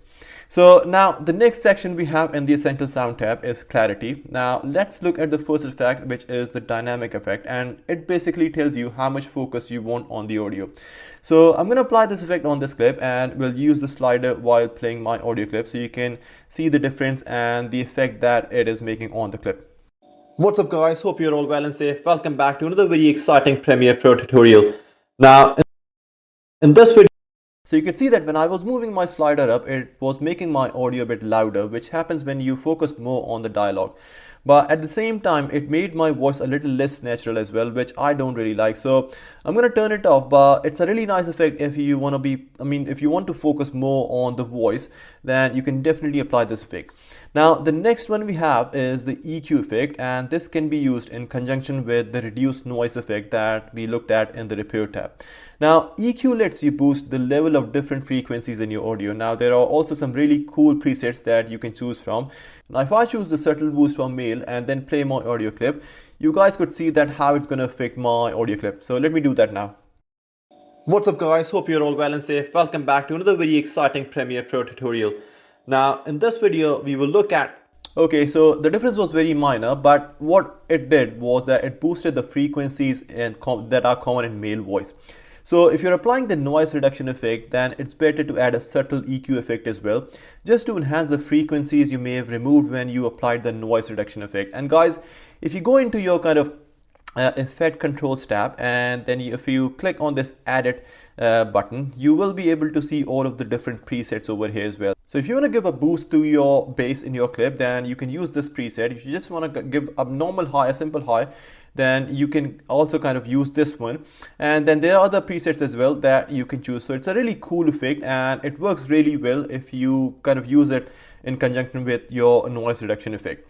So the next one is enhanced speech, and this one is pretty straightforward as it gives you an option to choose which tone you want to enhance. So let's just apply this effect and see how it's going to affect our clip. What's up guys, hope you're all well and safe. Welcome back to another very exciting Premiere Pro tutorial. Now in this video we will look at, so guys, you could see that how the enhanced speech was kind of basically enhancing the tones in your in your audio clip. So now the next section we have under the essential sound panel is creative, under which there's one effect called the reverb. Now don't get confused because earlier we looked at the reverb effect in the repair tab, but that one we used to remove the echo from our audio clip. But this effect basically makes your audio sound like you are in a certain environment. Let me show you. So we have some presets over here, and if I select the clip and then apply this preset, now let's listen to our audio and see how it sounds. What's up guys, hope you're all well and safe. Welcome back to another very exciting Premiere Pro tutorial. Now in this video we will look at, so guys, you could see that our audio now sounds that we are in a specific environment, and there we got the slider again to adjust the effect level. And again, I mean, as always, the higher you go, the more intense the effect will be. Now the last section in the essential sound panel is the volume, and we have already discussed the different ways of adjusting and managing volume, so I'm not going to go repeat myself all over again. If you haven't watched that tutorial, then I would highly recommend you to watch it, as it will give you a really good understanding about different ways of adjusting audio levels in your clips. So that's really it guys. We went through all of the effects that exist in the essential sound panel for dialogue, and hopefully now you have a much better understanding on how to use these effects to make your audio quality better. Now in the next tutorial we are going to look at the two other one, which is the SFX sound effects and the Ambience tab, and we are going to go through all the effects that are within those sections. So guys, I hope you found this video useful. If you have any questions, anything you would like to ask, any comments, as always, feel free to drop those in the comment section and I will try to get back to you as soon as possible. I'm now going to see you in the next tutorial, so till then, you take care of yourself. What's up guys, hope you're all doing great. Welcome back to another Premiere Pro tutorial. Now in this video we will look at the two other tabs that we have in Essential Sound panel, and these are the SFX and Ambience tabs. Now basically both these tabs are not too different from each other, but they both address two different effects. Let's first listen to the sound effect I have on my timeline, and then we can go over to the SFX tab and see what effects do we have in there.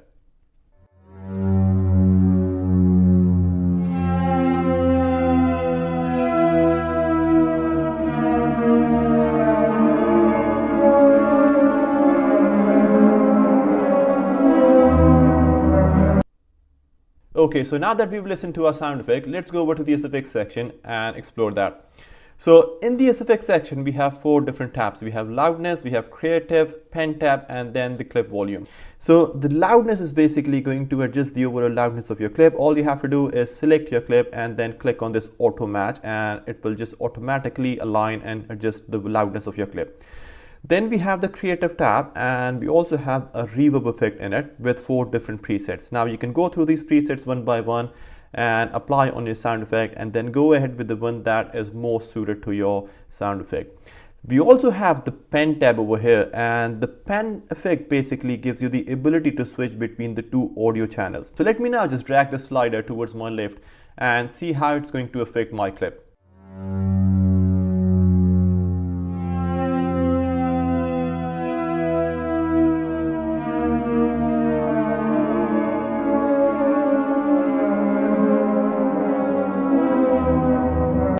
Okay, so guys, as you could see that my left channel was playing, but the right one was just dead, and that is because I dragged the slider completely towards my left side. So once again, the pen effect basically gives you the ability to switch between the two audio channels, either left or right. Now the next one we have here is the clip volume, and again, I mean, you have the option to increase or decrease the clip volume over here by dragging the slider on either sides. You also have the mute button at the bottom. If you tick this box, you are basically just muting your clip. If you untick, then you are just unmuting your clip. So really straightforward guys, and majority of this stuff we've already discussed in the previous tutorial. So if you haven't watched my previous videos in the audio section, I would really recommend you to go and watch those, because you are going to get a really good understanding on the audio effects. Now the next one we have here is the ambience. So ambience is basically when you want to give an effect of a certain atmosphere, mainly nature, like birds chirping or the sound of a river flowing or leaves blowing or anything like that. Now I have this ambience effect on my timeline. Let's first listen to this effect and then we can go over to the ambience tab and see what effects do we have in there.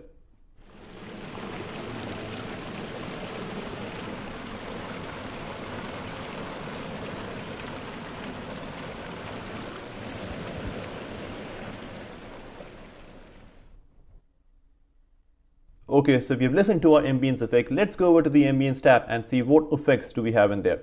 So we have the loudness, and by now I'm sure that I don't need to explain this anymore because it's just going to adjust the overall loudness of your sound effect or your ambience effect. Then we have the reverb effect under the creative tab with different presets, giving us the ability to make a selection from any of these presets and then apply on our ambience effect. We then have the stereo width, which again is pretty self-explanatory. I mean, you can use the slider, go right and left, and it's going to just increase or decrease the stereo width. We then have this ducking effect that we have never really come across before. So we also have these different options under this effect. So we've got this dialogue, music, we've got sound effect, ambience, and we've got these unassigned as well. Now, all of these options are basically giving you the ability to choose as to what do you want the ambience to duck against. So if I select the first one, which is the dialogue, then I'm basically telling Premiere to lower the volume of my ambience effect whenever there's a dialogue in my timeline. Now, before moving on to these sliders, I just want to quickly show you guys how would Premiere recognize which clip is music or which one is dialogue or SFX or the ambience. So if you remember that when we first go into the essential sound panel, the first thing that we do is we assign an audio type to our clips. Now let me just select this clip over here on my timeline, and now I'm going to go into my essential sound, and this is the first thing that I'm looking at. So if I select dialogue over here, Premiere is going to know that this clip is a dialogue. So we are basically tagging our clips. So we are basically giving our clips, assigning our clips in audio type. So, and that's how Premiere is going to know about the audio type. So now under the ducking effect, we have these three sliders. The first one is sensitivity, which basically means that how quickly you want the volume of your ambience to drop when the dialogue starts or when the music starts, whatever you selected up there. And then we have the duck amount, which is how much are you dropping the ambience by against the dialogue. And then the last one we have here is the fade time, and fade time is effectively that once it drops the audio, how long does it take to drop it down, and then how long before it recovers. So it depends on you basically how you want it. So if you want it to happen really fast or you want a gradual fade, you can set the slider point accordingly. So once you've made these adjustments, then you just need to click on this button and tell Premiere to generate keyframes based on the changes that you've made above. Now let's play our clip again and observe the difference. Because you're going to notice that when I start talking, my ambience volume, it goes down. And when I stop talking, it goes back up again. Okay, so guys, as you could see that our ambience effect was ducking against our dialogue. Now this means that whenever I started talking in my timeline, the ambience effect, the volume of it went down, and whenever I stopped talking, the volume went back up again. So this is what the ducking is. Now obviously I know that it was a very short timeline, but even if you have a really long timeline with multiple clips in it, the method will still be the same. Now it's super easy, it saves you a lot of time, because otherwise you would have to go in and manually create these keyframes, which I mean obviously was going to take you a lot more time. Now that's all in the ducking section, guys. The final tab we have is the volume, and once again it's just there so you can adjust the volume of your clip, and you can drag, you can use the slider towards the right and left, and it's going to increase or decrease the volume. So guys, that's really it in the ambience tab. I hope you found this video useful. If you got any questions, feel free to drop those in the comment section, and I will try to get back to you as soon as possible. I'm now going to see you in the next video. So till then, you take care of yourself. What's up guys, hope you're all doing great. Welcome back to another Premiere Pro tutorial. In this tutorial, we'll look at another audio type in the Essential Sound panel, and that's music. Now you will notice that the effects in this audio type are not too different from Ambience, but let's see how we can use these. So I have these two audio tracks on my timeline. The first one is a dialogue of like me talking, and then the next one is a music track. So let's listen to these first and then we can go on the essential sound panel. Guys, you're gonna notice that when I start talking, the music volume it goes down, and whenever I stop talking, the volume goes back again. So we can clearly notice that my talking part was kind of not clear, and the music, was way too louder than it should be. What we would want to do is definitely have music in the background, but when I'm talking, then the music should go down so the talking part is clear and easier to understand. So let's go to the essential sound panel and see what we have in there for music. So we have again the loudness, and by now we know pretty well what it does. So it basically aligns the loudness of our clips based on their audio type. So let me click on this audio match button, and you can look at the waveform on our clip that the volume has been adjusted automatically. Then we have target duration, which provides us an ability to specify our desired duration for this audio clip. And we then have this ducking effect, and guys, we have seen this effect in the previous tutorial when we worked with our ambience. The ducking effect in music works exactly in the same way as it works in ambience. So I can kind of direct you guys to the previous tutorial, but let's not do that. I'll happily repeat myself. So let's explore this effect and see how we can use it on our music track. Now all of these options here basically gives us an ability to choose as to what do we want the music to duck against. So if we select the first one, which is the dialogue, then we are basically telling Premiere to lower the volume of our music track whenever there's a dialogue playing in any of the other audio tracks we have on our timeline. Then we have the other audio types here like ambience, sound effects, and we've got this unassigned here as well. Now we have seen this previously, guys, but let me just give you a quick refresher. The way Premiere identifies an audio type basically depends on what you assign. So if I select this audio track in which I'm talking, and now I can go in the essential sound panel and click on dialogue. So I basically assign an audio type to this clip, and from now on Premiere will treat this clip as a dialogue because that's what I have assigned it over here. So now that we are here, let me just auto match the loudness of all my dialogue clips. So if I now just click on this, and now it's all done. So guys, if I now select my music track again and come here in the ducking effect, I can choose this dialogue option because I want the music to go down whenever there's a dialogue in my timeline. Now under the ducking effect, we have these three sliders, and the first one is sensitivity, which basically means that how quickly we want the volume of our music to drop when the dialogue starts in our timeline. Then we have the duck amount, which is how much are we dropping the music by, and then we have the fade time, and this effectively is like once it drops the music, how long does it take to drop it down, and then how long before it recovers. So if you want the music to drop really quickly or you want a gradual fade, then you can use the slider point accordingly. So once we have made these adjustments, then we just need to click on this button and tell Premiere to generate keyframes based on the changes that we've made above. Now, as soon as you click on this button, generate keyframes, you can actually see these keyframes in the effect controls tab in here and also on your audio clip over here. Now, let's play our clip again and see what difference we made. Guys, you're going to notice that when I start talking, the music volume, it goes down. And whenever I stop talking, the volume goes back up again. So guys, you can see that it now sounds much better because our music was ducking against the dialogue. It was easier to understand the dialogue, and whenever I stopped talking, the music was like going back up again, and this is exactly what we wanted. Now guys, this is a really effective and useful effect because if we were to go and create these keyframes manually, then it would have taken us a lot longer because we had to mark the points, then create keyframes individually. So it was a long-winded process. But now when we use the ducking effect and created our keyframes just by a click of a button, it saved us all of that time, and also there is a lot of flexibility in here as well. So guys, that's all in the ducking effect. Now the final tab in here is the volume. Again, this gives us an ability to adjust the volume of our clips.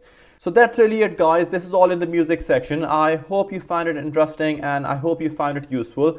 As always, if you have any questions, anything you want to ask, or if you have any comments, feel free to drop those in the comment section and I will try to get back to you as soon as possible. I'm now going to see you in the next one. So till then, you take care of yourself. Hi guys, welcome to the color correction and color grading section in this complete Adobe Premiere Pro 2021 course. In this section, we will look at the different Lumetri scopes in Premiere. We will work with the Lumetri color panel, including the RGB and hue saturation curves. And then we will look at how we can fix skin tones using the Lumetri effects and the Lumetri scopes. So without further ado, let's get straight to the business. What's up guys, hope you're all doing great. Welcome to the first tutorial in this color correction and color grading section. Now in this video, we'll be looking at the different Lumetri scopes we have available in Premiere. But before jumping into that, let's first briefly talk about what the terms color correction and color grading actually means. So color correction is basically the process of adjusting light and intensity to achieve the right white balance and even out light exposure. And then color grading is basically enhancing the existing colors to give a certain emotion to the clip, like a wintry look or an orange and teal look, something like that. So guys, once again, color correction is correcting the exposure and white balance, and color grading is manipulating colors to achieve a certain look.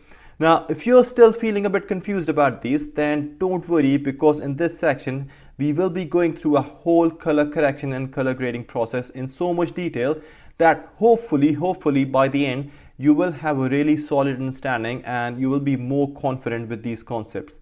Now, in order to color correct or color grade a footage, we need to work in the Lumetri panel.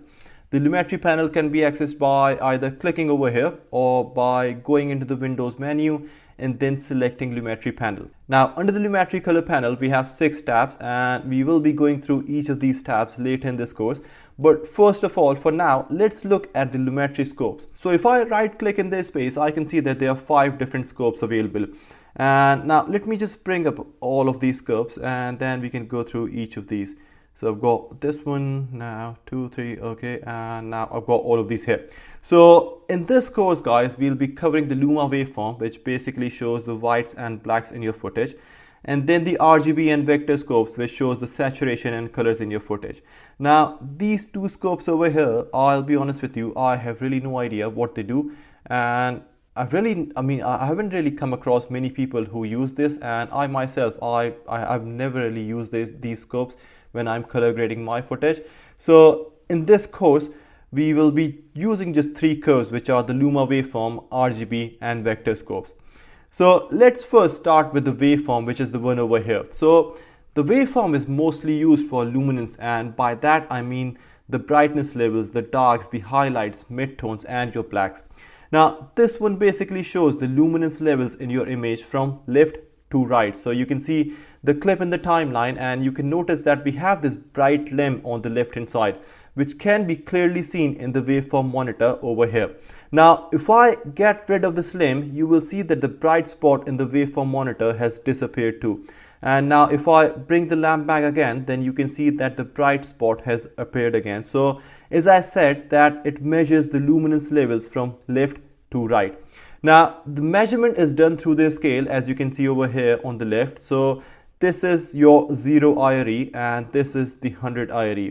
Now, IRE is basically a broadcasting term and it stands for Institute of Radio Engineers. I'm not going to go into too much detail about this, but the 0 IRE, so anything lower than the 0 IRE means that the details of your image will be lost, will be completely disappeared in the dark. Similarly, the 100 IRE is where the details of your image will be lost in the whites. So waveform kind of tells you the exposure levels in your image, as I said earlier. Now, the other thing that this waveform is going to tell you is the contrast. So let's go and play around with these controls over here and see what happens to the waveform. Now, don't worry too much about these controls because we are going to go through each of these later in this section. But right now, if you can see that when I'm increasing the exposure here, the image is getting brighter, and you can see that in the waveform. But the more exposure I'm increasing, the poorer the image is getting. So the image is kind of getting a bit blown out now. Now let's see what happens when I increase the contrast. So in the waveform, what's happening now is that when I'm increasing the contrast, it is basically pushing the darks down while lifting the highlights up, and we are getting more contrast in the image. Now, if I decrease the contrast, you see that the image has become completely flat and lost all of its contrast. Let's now go to the curves, and I'm sorry, I'll have to repeat myself again that I will be covering this section with you later in the course, but for now I just want to kind of show you how the waveform actually works. So if I move this curve into the mid grays, and you can see the image has completely disappeared and everything has been squashed in here because we lost our contrast completely. Now, if I start pulling the contrast back up, like getting the highlights up and the darks down like this, we start to get the details back of our image again. Now, guys, we will be covering these curves later in the course, how to get the perfect contrast using the S curve and all of that. So for now, I just wanted to kind of show you that how your Luma waveform monitor actually works and how you can read it. So guys, just to recap it, the Luma waveform scope will tell you the darkness levels and the brightness levels and also the contrast in your image. Let's now look at the next one, which is the vector scope YUV. So I'm first going to get rid of my Luma waveform, and I need the vector scope over here, which is this one. So now the vector scope gives you the measurement of colors that exist in your footage. Now this is basically laid in the same way, exactly in the same way as your color wheels, which are over here. So you can see in the vector scope we have yellow, green, cyan, blue, magenta and red, and these are exactly in the same locations as we have in the color wheels. So basically, the location of these colors is based on the logic that these are complementary colors, so they are kind of opposite of each other. What I mean by that is that if you look at the color wheels over here, these colors are basically placed opposite of each other. So if I move this plus sign into magenta, and now you can notice that we have too much magenta in our clip, which means that there is an absence of green color. And if I now move this plus sign into the blue area, then you can see that we've got too much blue. That means that there is an absence of yellow and vice versa. So the vector scope is basically a representation of hue, and it's often called hue wheel as well, as it shows where you have concentration of specific colors. Now hue is basically the colors in your image. So if you have green leaves, there's a green hue. You have blue sky or blue water, then you have blue hue. And I mean, hue is just colors that exist in your image. The saturation, on the other hand, is the intensity of the hue. It's not changing the colors of your image, but it is just the intensity of the hue that exists in your image. So if I just move the saturation slider all the way down to 0, you can see that all of the colors in the vector scope have been sucked into this point. And the image is now left with no hue, no color. So we have no colors in the image, and it has become a complete black and white or grayscale image. And now if I move the slider all the way up, then you can see how intense the hue has become in the image.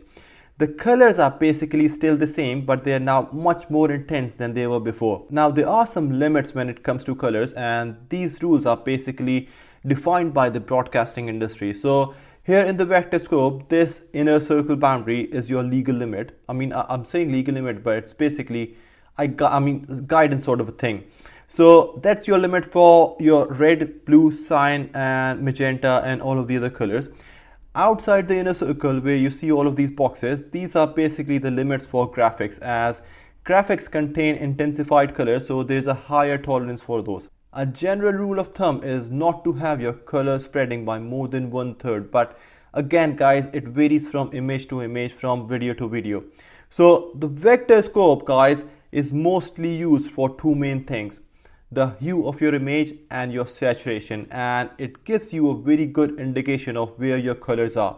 Now it's also very useful scope when you are trying to fix skin tones, and we are going to look at that later in the course. So guys, that's your vector scope.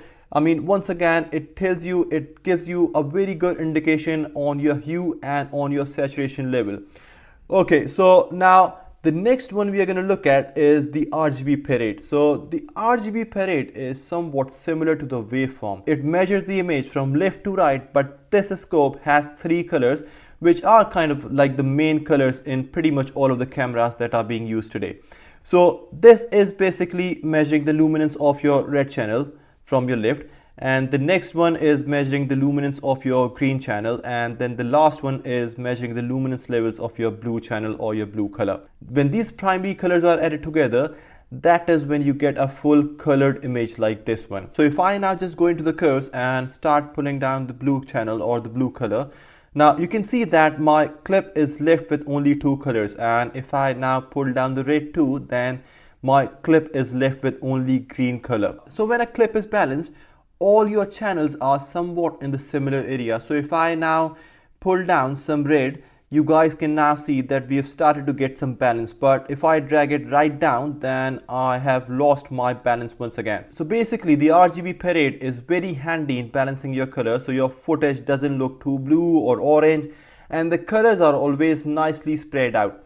So guys, these are the three scopes that you are going to be using mostly when color grading or color correcting your footage.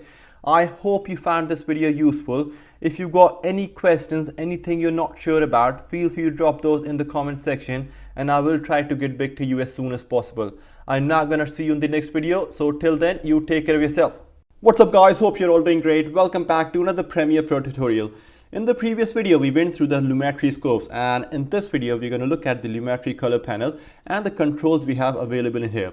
So first of all, if you can't see the Lumetri color panel, that's probably because you're not in the right workspace. So all you need to do is you need to click in here in your Windows tab and then select Lumetri color, and hopefully now you should be able to see it over here. So under the Lumetri panel, we have 6 tabs and we are going to go through each of these tabs, but in this video, we will be covering basic correction and creative. So let's first see what the basic correction tab offers. So the first thing in the basic correction tab is the LUT drop down, and a LUT is a lookup table, and what it does is that it gives a certain look to your footage. Now we will discuss this in more detail later on, like how to apply LUTs and where you can find LUTs, but for now, just think of a LUT as a pre-configured or a pre-designed look that you can apply on your clips. Now the next one we have here is the white balance, and this is basically going to see if the whites in the image are going towards a specific color channel. So if I select a white in my clip right now, and then you will see that it will adjust the blues and greens automatically. So let me now just turn off my Lumetri effect for a second so I can show you guys the before and after.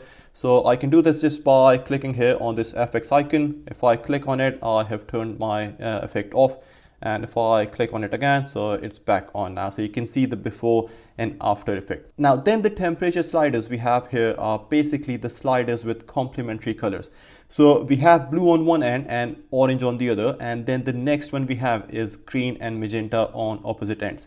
So if I move the slider towards blue, then that will give the image a cold look, and if I move it towards orange, it will give my image, my clip, a warmer look. Now these sliders are mostly used for color balance, as you can see in the RGB parade as well, that when I'm taking my slider towards left, towards blue, it is changing my color channel. So when you are trying to color balance your footage, if you don't want to use the curves, you can come over here in this section and use these two sliders as well. Now the next set of sliders we have under the tone section are all to do with the luminance levels of your clip. As you can see that we have the exposure, we have contrast, highlights, shadows, whites and blacks. So I'm going to bring up my Luma waveform because these sliders will have an effect on the luminance levels of my clip. So now I've got my Luma waveform over here, so that's fine. So on the Luma waveform monitor, the blacks are here from 0 to 20 IRE. Then we have the shadows that are in the region of 20 to 40 IRE. Then the brightness are in the range of 40 to 60 IRE. Then we've got the highlights that lie in about 60 to 80 IRE, and then the whites that are in the region of 80 to 100 IRE. So as you can see now that I'm moving these sliders, the effect can be clearly seen in the relative regions. If I increase the blacks, you can see the effect in the 0 to 20 range of my waveform monitor. Similarly, if I move the highlights, then you can notice that in the 60 to 80 IRE range. A general rule is not to have anything above 100, as the details will be lost in the whites, and also not to have anything below or around 0, as the details will be lost in the blacks. An ideal waveform should be spread very evenly, but again it depends on the mood of your clip too. So if you have a clip of a dark room, then obviously most of your stuff would be here in the bottom section and you wouldn't have too much going on in the top half. Let me quickly show you the way I adjust my clips. So the first thing I'm going to do is I'm going to bring the whites down, and then the blacks as well, and also the shadows. And now I am going to increase my contrast a bit, and let's increase the highlights as well. So straight away you can see the effect not just in my clip but on the waveform monitor too. I think this looks fine. So let's just give it a warmer look. So I'm gonna go towards a little orange and then a slight adjustment to the tint as well. Okay, cool. So now we can see that our waveform monitor looks perfect.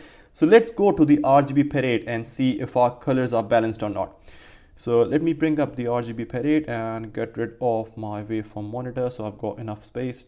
Okay, cool. So now I can see that, we can see that the red channel is slightly higher than the other two. So I'm gonna bring it down a bit and then bring this one down too. So you can now see that the colors are now balanced. Yeah, so that's fine. So let me just now turn my Lumetri effect off by clicking here on this FX button. And so this is our clip before, and if I turn it on again, so this is after. So this one looks much better.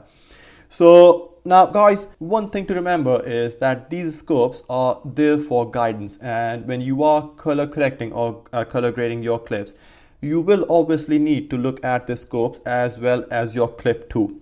So you'll be using these scopes and your eyes both. You can't just rely completely on your eyes because your monitor, your screen might not be showing you the full colors, or you may have become used to the colors on the screen. So it's always better to have these scopes and your clips side by side, and also some common sense too. Now you also have the option of resetting all the changes that you have made by hitting this reset button. And let's say that you don't have time to do all of this stuff and you also don't have a LUT to apply on your clip, then you can simply ask Premiere to color correct your footage automatically by clicking on this auto button. And as you can see that as soon as I clicked on this auto button, Premiere just kind of adjusted my contrast highlights and some bits over there. And now this is before and this is after. So it made very few adjustments over there. Now the last one we have under this tab is the saturation, and it deals with the overall color, with the overall hue of your clip. Let me bring up first of all my vector scope, because we went through it in the last video and we know from there that the vector scope deals with our saturation. So I'm gonna get rid of my RGB parade now, and I've got my vector scope here. So now you can see that when I'm moving the saturation slider up, the colors are not changing, but they're just intensifying. And similarly, when I'm moving the slider down, then the colors are just disappearing. So the saturation slider here will increase or decrease the overall hue of your clip. So guys, these are all the controls in the basic corrections tab. Now let's look at the next one. Now the next tab we have under the Lumetri color panel is the creative tab. This one is primarily used if you want to apply a LUT, and as I mentioned earlier that a LUT or a lookup table is basically a certain look that has already been pre-designed. Now LUTs can obviously definitely save you a lot of time, as I said before, and if you know the kind of emotion you want to add or a certain kind of look that you want to give to your footage, then you can simply apply a ready-made LUT. You will, however, need to make slight adjustments, but it will definitely save you time that you would have to otherwise spend in correcting and grading your clip. Now there are some built-in LUTs already in there. If you go in this drop down, and once you have selected a LUT, you can then just apply it, and you also have the ability to adjust the intensity of it by using the slider. So if I move my slider towards the right, so it's just basically increasing the intensity of my LUT, as you could see in the clip, and if I just move it towards the left, it's basically decreasing the intensity of it. So at this point it's just 0 now, so there's basically nothing applied on my clip. And if I start moving it towards my right, I'm basically intensifying it. So pretty straightforward. Now the first slider we have is the faded film under the adjustments, and this is again pretty self-explanatory as it will give a faded look to your clip. The second one is sharpness. So if your footage is too soft or too sharp, you can adjust this one using the slider here. So if I move the slider to the very top, look how crispy the image has become. And if I do the opposite now, you can see how soft my clip has become. And now the next one we have is the vibrance, and this is definitely one of my favorite ones because it works very differently. Now what it does is that it only increases the saturation of less saturated part of your footage. Now let me explain. So if I use this saturation slider over here, it will boost the overall saturation of my clip. Whereas if I use the vibrance effect over here, it will only boost saturation for the less saturated parts without affecting the already saturated items. Let me just do it once again and kind of show you how it works. So let me just increase the saturation once, and now you can see that our image looks too saturated. It's overly saturated. And now I'm going to go back to 100, and now let me increase the vibrance, and now you can see that, I mean, definitely it looks overly saturated, but if you notice it, it only increased the saturation of our less saturated parts. So that's how you can use this vibrance effect. And then we have these two color wheels, which can be used to adjust the highlights and the shadows. If you think you have too much blue or green, you can use these two color wheels. And finally, we have this tint balance slider, which again works very similarly to the one that we looked at in the basic corrections tab. So guys, I'll be perfectly honest with you, I don't really use these very often. I mean, the only times I ever use these sliders or color wheels is when I'm applying a LUT, and even then I prefer using the curves, which we will cover in the next video, in the next tutorial. But really, it's your choice. If you find these ones easier, effective, then go for it. So yeah, I mean, that's really up to you. Now guys, that's really it for now. I hope you found this video useful. If you have any questions, anything you want to ask, feel free to drop that in the comment section, and I will try to get back to you as soon as possible. I'm not going to see you in the next video, so till then, you take care of yourself. What's up guys, hope you're all well and safe. Welcome to another tutorial in this complete Premiere Pro course. Now in this section, we are discussing the different color correction and grading tools we have available in Premiere. And in this video, we will be going through the different curves we have in Lumetri color panel. Now the curves are like the most effective and powerful color grading tool that you have in Premiere. But before we go into that, just one thing I want to say is that you may have noticed that in every tutorial, I work on a different stock footage. Now, that's only because I want to give you guys some real life experience, because obviously in reality you would be working on different clips and some might be dark, some might be too bright. So I just want to give you guys an idea of how you can work on different sorts of footages. So I just wanted to kind of bring this up in case you're thinking why I work on a different footage in every single tutorial. Now let's go back to what we want to do in this video. So in the previous video, we looked at the basic correction and creative tab. So I'm just going to give you a brief recap first of all before we go ahead and progress with this course. Now, I have this clip on my timeline and I've got my Luma waveform as well already over here. So the first thing I'm going to do is I'm going to show you how I do some basic corrections and the effect of that in my Luma waveform. So first of all, I'm going to bring my whites down and then the blacks as well.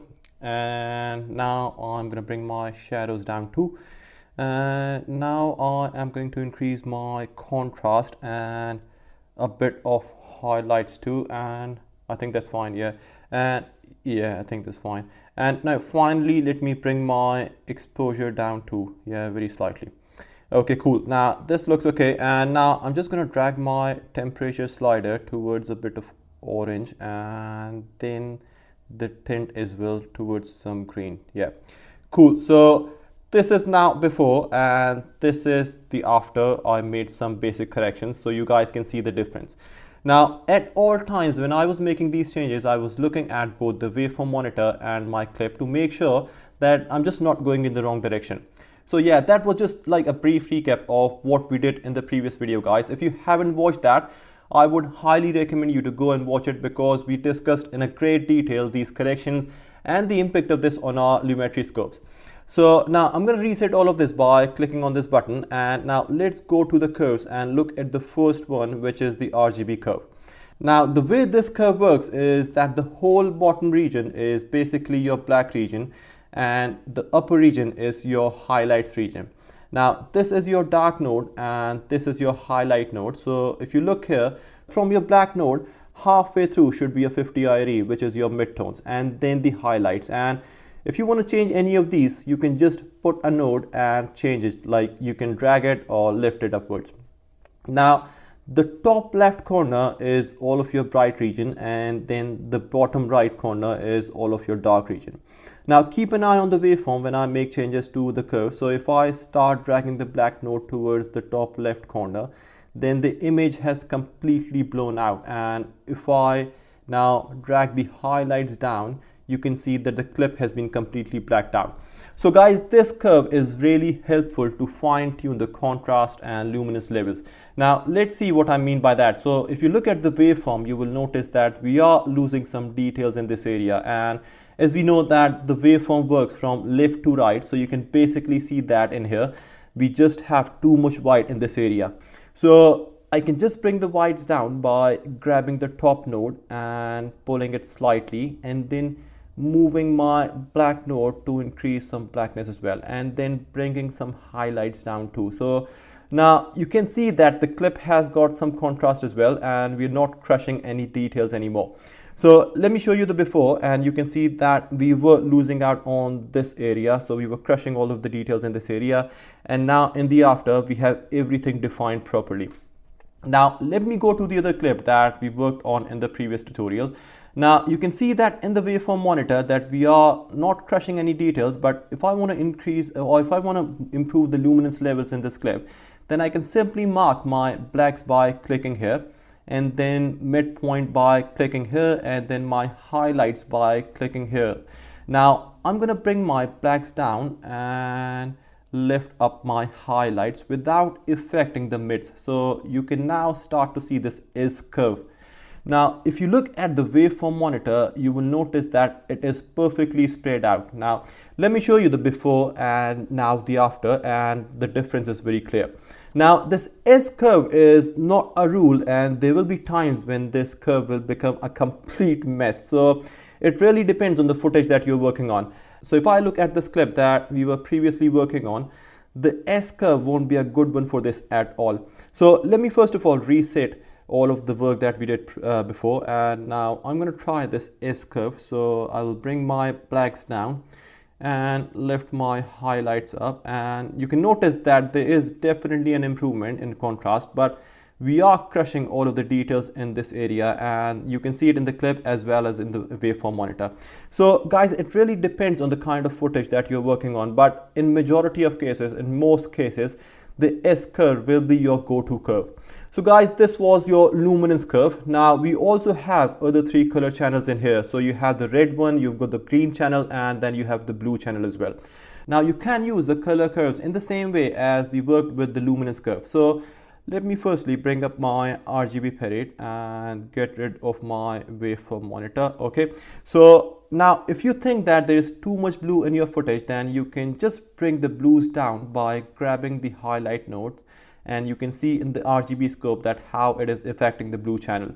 Now if you see that there is too much of red in the highlights, then you can just bring the highlights down by dragging it from this point, and you can see the effect of it in the RGB curve, that how it is pushing the highlights down. So guys, I mean, you do have a lot of control on individual colors if you use this curve, and at the same time you also have a lot of flexibility as well. So these were your RGB curves and your luminance curve. Now let's go ahead and look at the hue saturation curves. So the first one we have here is the hue versus saturation curve. So basically this is a change of saturation within a specific hue. So let me use this dropper and pick a color, and straight away it has generated these 3 points. So the center point is the color range of the chosen area, and then the 2 side points are the soft points basically. So if you drag the center point down, look how it's going to desaturate that specific color, and if I drag it upwards, look how it's increasing saturation. So guys, it's a very powerful tool if you want to target just one specific color in your footage. But just remember one thing, that you are targeting one specific color but not a specific area. So if that color exists in other areas of your footage, those areas will be affected too. Now the second one we have here is the hue versus hue, and this is when you want to increase a particular hue in the image. So let me pick a color in the image, and now if I drag the center point down, you can see this whole line of different colors. And now if I leave my center point, which is this color, you can see that the change has been made in my clip, and my color has been completely changed. So guys, again, another very powerful tool if you want to target a specific hue and you want to change it. But once again, I can't stress enough on this, that you have to remember that you are changing a specific hue, but it's not going to be limited to that specific area. So if that color presents in any other part of your footage, then those parts will get affected as well. Okay, so now the next one we have here is hue versus luma. So this is going to change the luminance levels in a specific hue. So if I now pick a hue in my clip, if I now pick a color in my clip, and now if I start dragging this center point, look how it's going to make this brighter and basically in the end destroying it completely. And if I drag it down, then it's just totally blacking it out. Now again, a very powerful tool of targeting one color and then controlling that luminance level. So now the next one is luma versus saturation, and this basically changes the saturation levels within your luminance. So if you want to desaturate some of the darker or brighter spots in your clips, then this can be used very easily. So let me pick a color in my clip, and now if I drag this all the way, then I have basically, as you can see, just desaturated this, and same is the effect if I move the center points upward. So it's going to do the opposite and will increase saturation. So guys, again, a very powerful tool if you are looking to target the saturation levels within your luminous parts. Okay, so now the next and the last one is this saturation versus saturation curve. So I'll be perfectly honest with you guys. I mean, I don't really use this one, but if you have an already saturated area and you want to change the saturation levels in there, then you can use this curve. Now, let me pick up a color, and if I start playing up with my curve, and I've got the center point now, let me drag this up. So you can see how it's changing the saturation levels. So again, I mean, up to you how you want to use this one. So guys, all of these different hue saturation curves, your RGB curves, can be extremely useful and helpful when you are color grading your footage, and I mean these curves can give a really nice look to your clips. So guys, that's really it for now. I hope you found this video useful, but if you got any questions, anything you want to ask, feel free to drop that in the comment section and I will try to get back to you as soon as possible. I'm now going to see you in the next video, so till then, you take care of yourself. What's up guys, hope you're all doing great. Welcome to another tutorial in this color correction and color grading section. Now this tutorial is part of the complete Premiere Pro 2021 course, and if you haven't seen the previous ones, then I would highly recommend you to go and watch those because we learned some really cool and exciting stuff. And if you've been watching all of my tutorials, then do stick around because we've got a lot more things that we are going to cover in this one and in the upcoming ones as well. So far we have covered the Lumetri scopes in this color grading section, and then we worked with the basic correction and luminance sliders. Then we covered off different effects in Creative tab, and then we looked at the RGB and hue saturation curves in the last video. So in this video we will be going through the color wheels and mesh tab that we have here in the Lumetri color panel. Now this is a really cool feature because you can actually get a comparison view of the clip that you've graded, and then you have the ability to match all of the other similar clips to that one. Let me elaborate that. So if I go into the color wheels and mesh tab now, you can see that we have these luminance sliders. So there's that mid-tone, shadows and highlights, and with each of these sliders we have a color wheel too. You can now increase or decrease the luminance levels of your clips using these sliders, and then you can also do those colors too. Now at the moment we haven't really done anything with these sliders, which is why there is this empty center part, but when I start making changes, that's when these color wheels will all be filled with colors. Now this is just a way of Premiere telling you that you've made changes in this area. Now if I want to reset these changes, then I can just double click here on this plus icon and Premiere will reset everything that I did in this area. So I mean, it's nothing new, and I mean these color wheels, these sliders, they work exactly in the same way as all the other color wheels and sliders in Premiere. So let me now select the clip that I have on my timeline, and I'm going to first of all bring the shadows down a bit and just a little bit, and then I'll move my highlights up, and now I'm going to push the mids towards a bit of magenta and my shadows just slightly, yeah, towards some green, and then the highlights too. I think this looks all right. This looks fine now. Yeah. Okay, so now let me turn the effect off by unticking this box and see the difference. Okay, now I just need to kind of fine tune this, and I think it looks okay now. Yeah, it does. Okay, so now that I'm happy with this clip, I would obviously want all of the other clips that are part of the same footage to have that similar color schemes, just so they all look consistent. So I'm going to select the other clip from the same scene and will then click on this comparison view button. And what Premiere is going to do is that it will show me my timeline next to this clip in my program monitor. So now I can move my timeline to the clip that I want to use as my baseline, as my base clip, and then I'm just gonna hit this apply match button, and you will see that Premiere will do its best to match both these clips by making all the color adjustments by itself. So there you go, guys. Now obviously it's not perfect and you'll still need to fine tune it, but it will give you a very good starting point and you won't have to do everything from scratch. Plus you are also able to see both of your clips side by side, which will help you in having that consistency. Now if I turn this off, you can see the job that Premiere did with this clip, which I think is not bad at all. And especially when you're trying to match faces in your clips, then this feature can definitely help you big time. So guys, that's really all I wanted to cover in this video, and in the next tutorial, in the next video, we will go through the HSL secondary tab and we will look how we can isolate different areas within the clips and different colors within the clips and then manipulate those colors. So guys, I hope you found this video useful, and let me know how you're getting on with this stuff. And as always, if you have any questions, anything you want to ask, feel free to drop that in the comment section and I will try to get back to you as soon as possible. I'm now going to see you in the next video. So till then, you take care of yourself. Welcome back, guys, to another tutorial in this color grading section of our complete Premiere Pro 2021 course. Now in this video, we will be going through the HSL secondary and Vignette tabs, and once again, both these features are super cool and really useful. So let's talk about the HSL secondary first. So now the HSL secondary is what it does is that it gives us an ability to isolate certain colors in the clip and adjust them without affecting any other colors.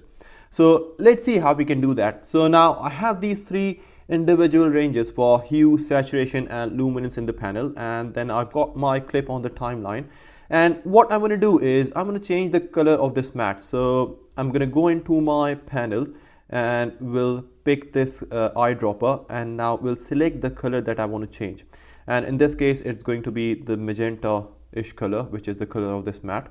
Now as soon as I pick the color, it can be seen in my hue, saturation and luminance ranges over here.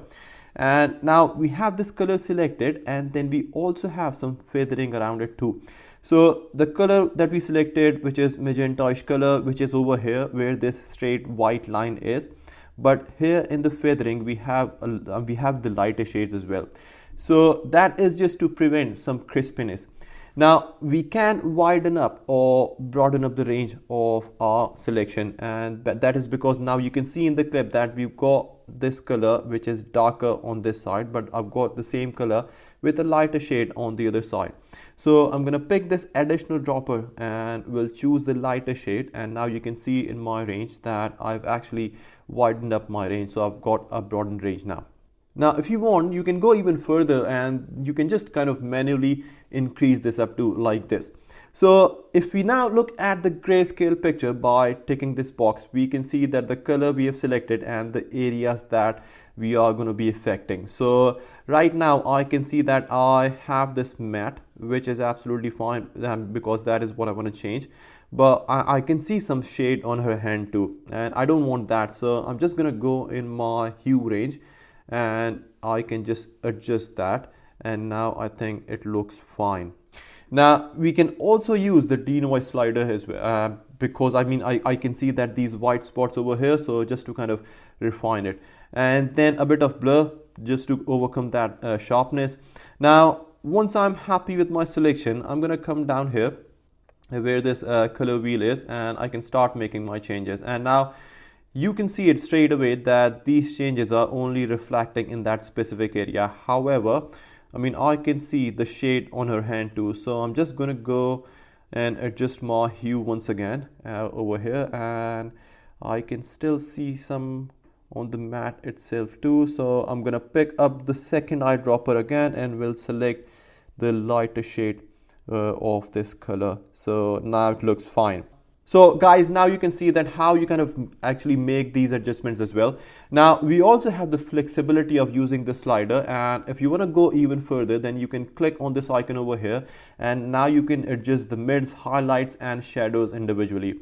So just to show you the effect of it, if I make changes in the highlights, you can basically see all those effects happening in the program monitor. So I mean, it's up to you how and what you want to do. If you just want to use the main color wheel, then you can use that. If you want to go even deeper, and you can go through all of these midtones, shadows and highlights, again, that's entirely up to you.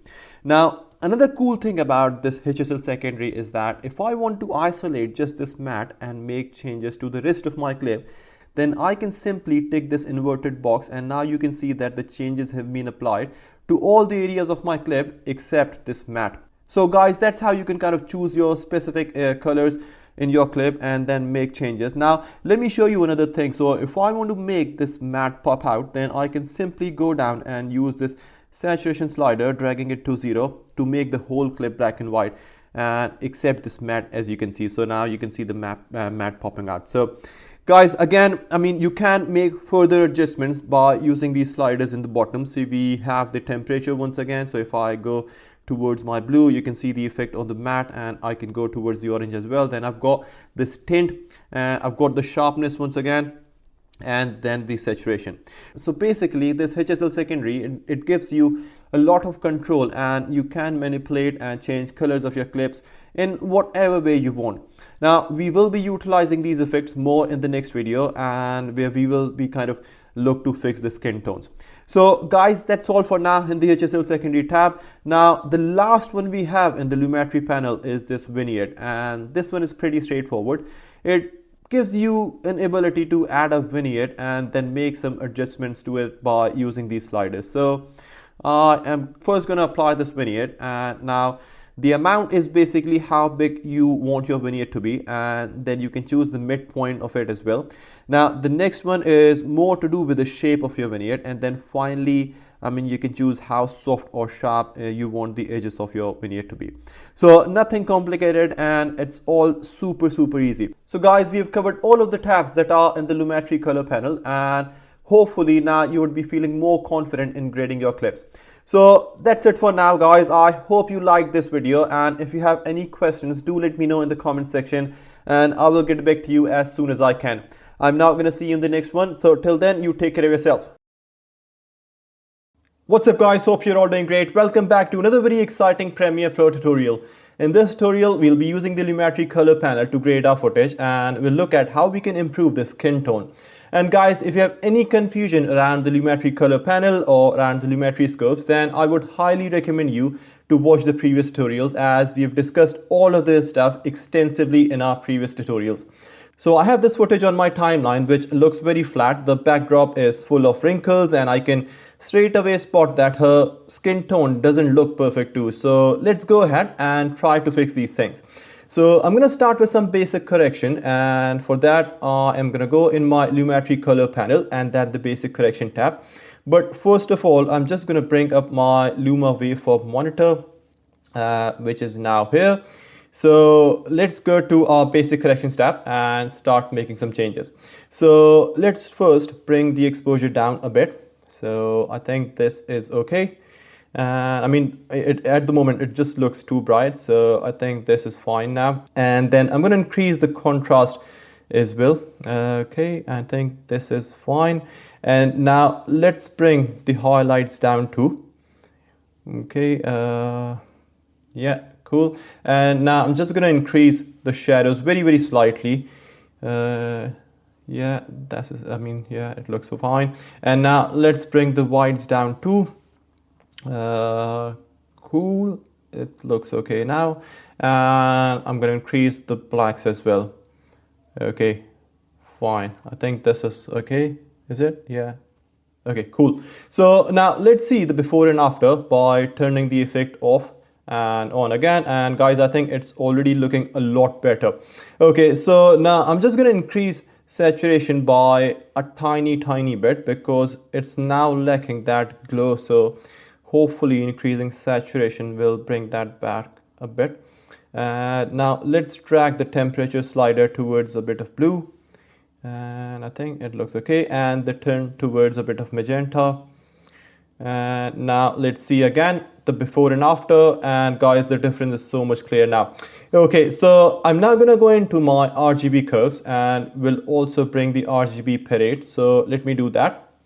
And let me get rid of the waveform monitor. Okay, so the first thing I'm going to do here is increase the highlights by just a bit and bring the shadows down. So you can see that we have this S curve that we talked about in the previous tutorial. Okay, and we can see in the RGB parade that our red channel is much bigger, much higher than the other ones. So let's just do some color balancing as well. So I'm gonna bring the reds down very slightly, and I think it's okay now. Yeah, it looks fine. And yeah, okay, and now I'm gonna do a minor increase to the blues as well. So yeah, okay, cool. And I think our RGB parade looks much better now. Cool, so let's see the before and after. And guys, I mean, we can see it's looking so much better, but we still need to fix the skin, because while making all the other changes, we just made the whole skin tone very dull and kind of pale as well. So let's go to the HSL secondary tab and fix this. So the first thing I'm going to do is bring my vector scope up and get rid of the RGB parade.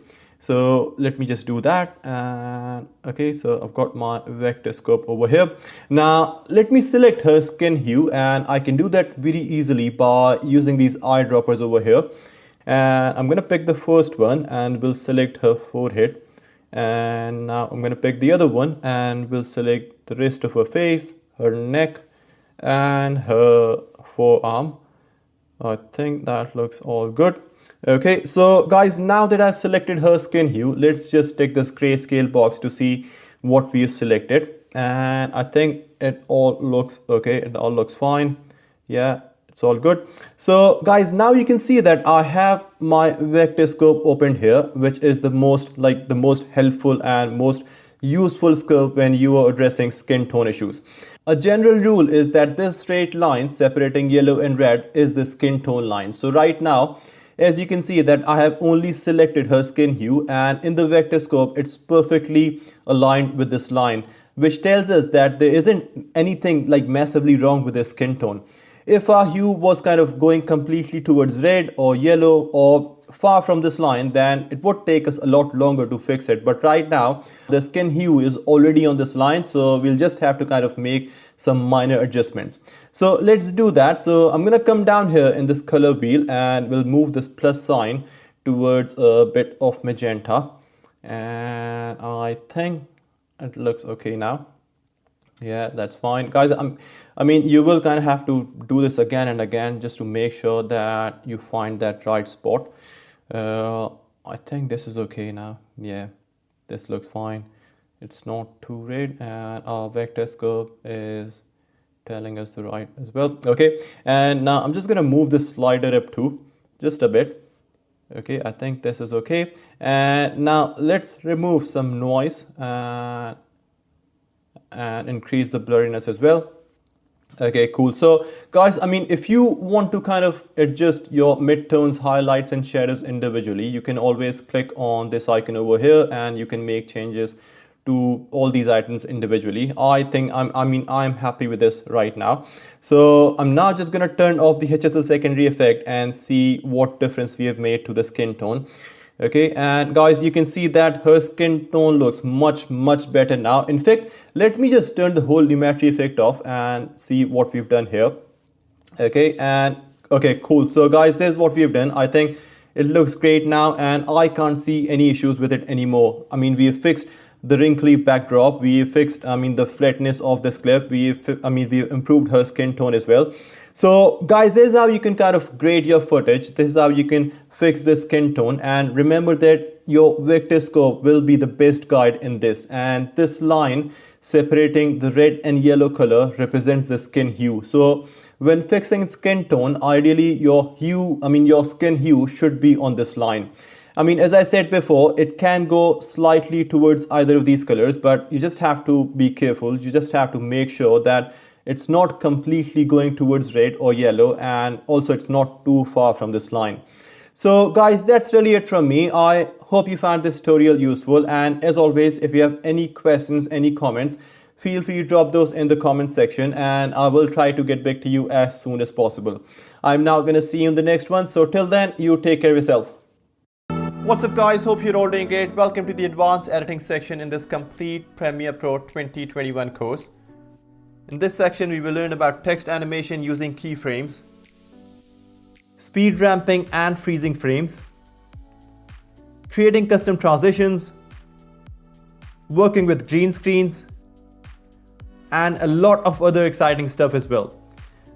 So at the end of this section guys, you will have all of the necessary knowledge and skills to start editing your videos like a pro. So without further ado, let's dive in. What's up guys, hope you're all doing great. Welcome to the first tutorial in this advanced editing techniques section. Now this section is part of the complete Premiere Pro 2021 course, and in this video we will be discussing what keyframes are and how do we use keyframes to be more creative with our editing. Now, keyframes basically gives you an ability to change the attributes of an effect or a transition based on time. For example, let me draw a shape on my program monitor. So I'm going to draw a circle like a ball thing, and I can do that simply by clicking on this icon in the tools bar and then using my mouse to draw it. And I've got that here, and now I'm going to go into its properties and we'll change its color from gray to red. Yeah, okay. Cool. So I've drawn this shape on my screen just by using this icon in the tools bar. And now if I want this to move to the right side at this point, then I will have to basically do two things. The first thing is to tell Premiere the starting position of the circle and then the position where I want this ball to be.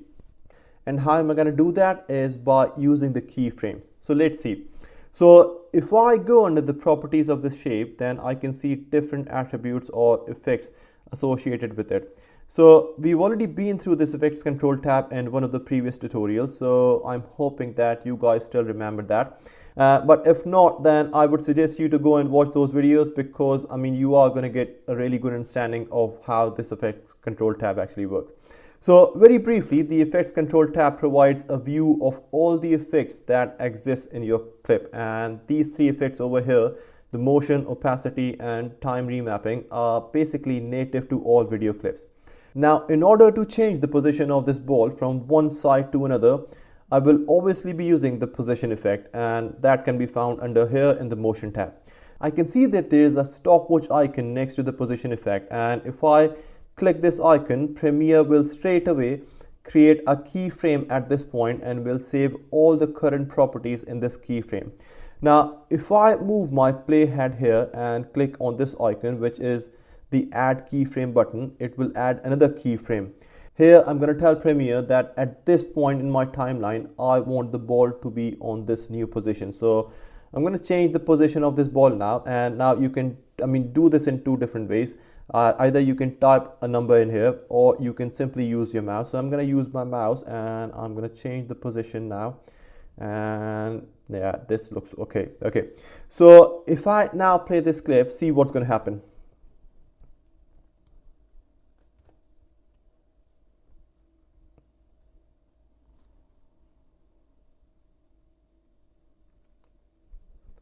So there you go guys, we created our first animation using the keyframes.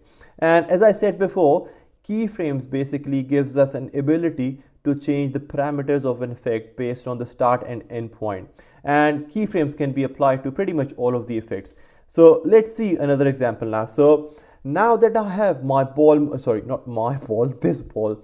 So now that I have this ball moving from one position to another, but what if I want this ball to gradually become grayscale by the time it reaches its new position? So again, I can do that very easily by using the keyframes.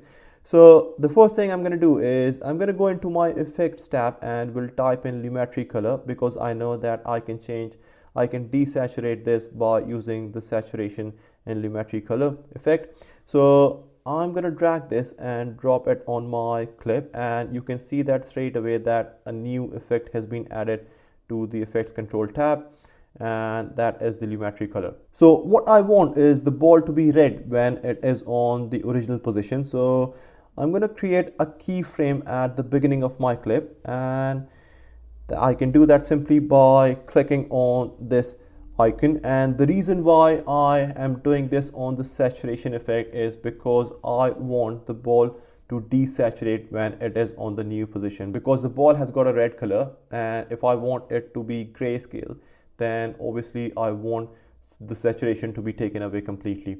And we've seen that in the previous section when we were doing color correction and color grading. So guys, I basically created a keyframe at the beginning of my clip, and I told Premiere that I want the ball to have its all original properties when it is on its original position. Now, all of this area is basically your clip and your playhead. So if I move my playhead in the timeline, you will see that it is moving in here too. So now that we've got our first keyframe, I will now go to the point where I want this ball to be grayscale, and it's here at this point. So at this point, I will create a new keyframe by clicking on this icon, and we'll change the saturation to 0, because I know that 0 is no saturation at all, and we want the ball to be grayscale, so that means no saturation, no colors at all. So let's see how it works now. So you can see that we started from this point and told Premiere to keep these parameters by creating a keyframe, and then we told Premiere to change the saturation when the ball reaches at this point, and we did that by adding another keyframe.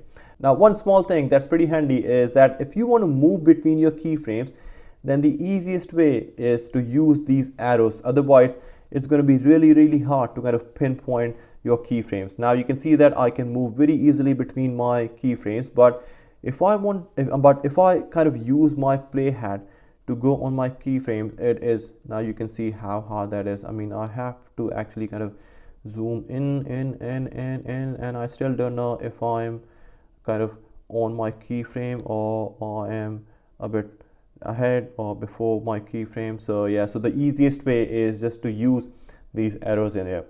So guys, that's all I wanted to cover off in this video. I just wanted to kind of walk you guys through the basics of keyframing, because in the upcoming tutorials we'll be doing text animations, cinematic titles, custom transitions, Gaussian blur, and all the kind of stuff that requires a lot of keyframing. So I'm pretty sure that at the end of this course you will get used to this stuff.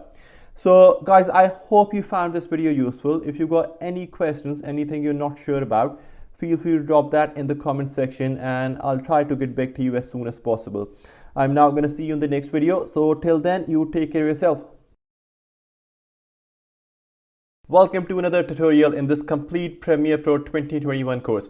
Now in this video, we will see how to animate lower thirds using keyframes.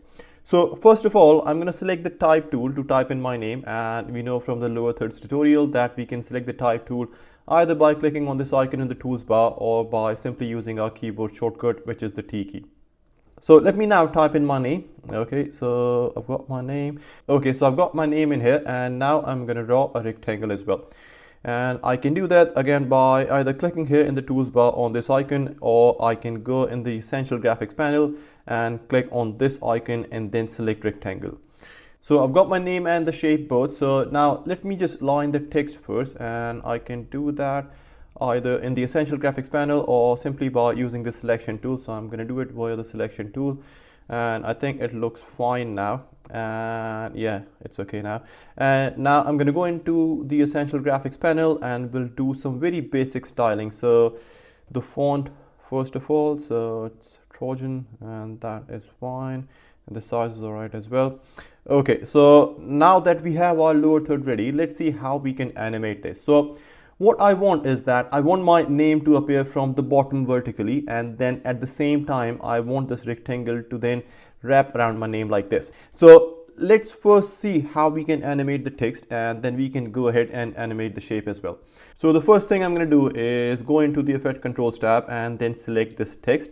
And if you click on this chevron, it will show you all of the attributes, and because I want my name to slide in from the bottom vertically, which means that I'm basically playing with the position. So I'm going to go and change the starting position of my name by adding a keyframe. So let's first do that. Now I want my name to slide in from here, so I'm going to click on this stopwatch icon to create a keyframe. So this is now my original position. So this is going to be my starting position. And now I need to create another keyframe so my name can appear within this box. And to do that, I'm going to click on this icon and create another keyframe. Now I will change the position of this text. So from here to here.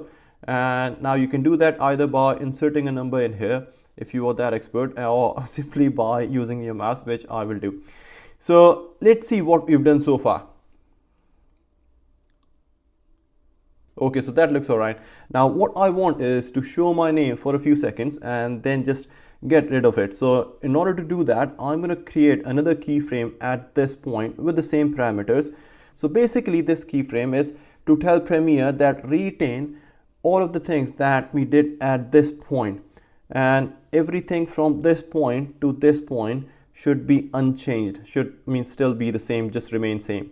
And now I'm going to create another keyframe at this point and we'll change the position back to where my text originally was. So basically what we've done, guys, here is that we created our first keyframe over here just to tell Premiere the original position of our text. And then we added another keyframe at this point to tell Premiere the new position of our text. And then the third keyframe was just to kind of tell Premiere to retain all the changes that we made at our second keyframe. So in between our second and third keyframe, we don't want any animation. We want our text to be static, just to stay at the same position.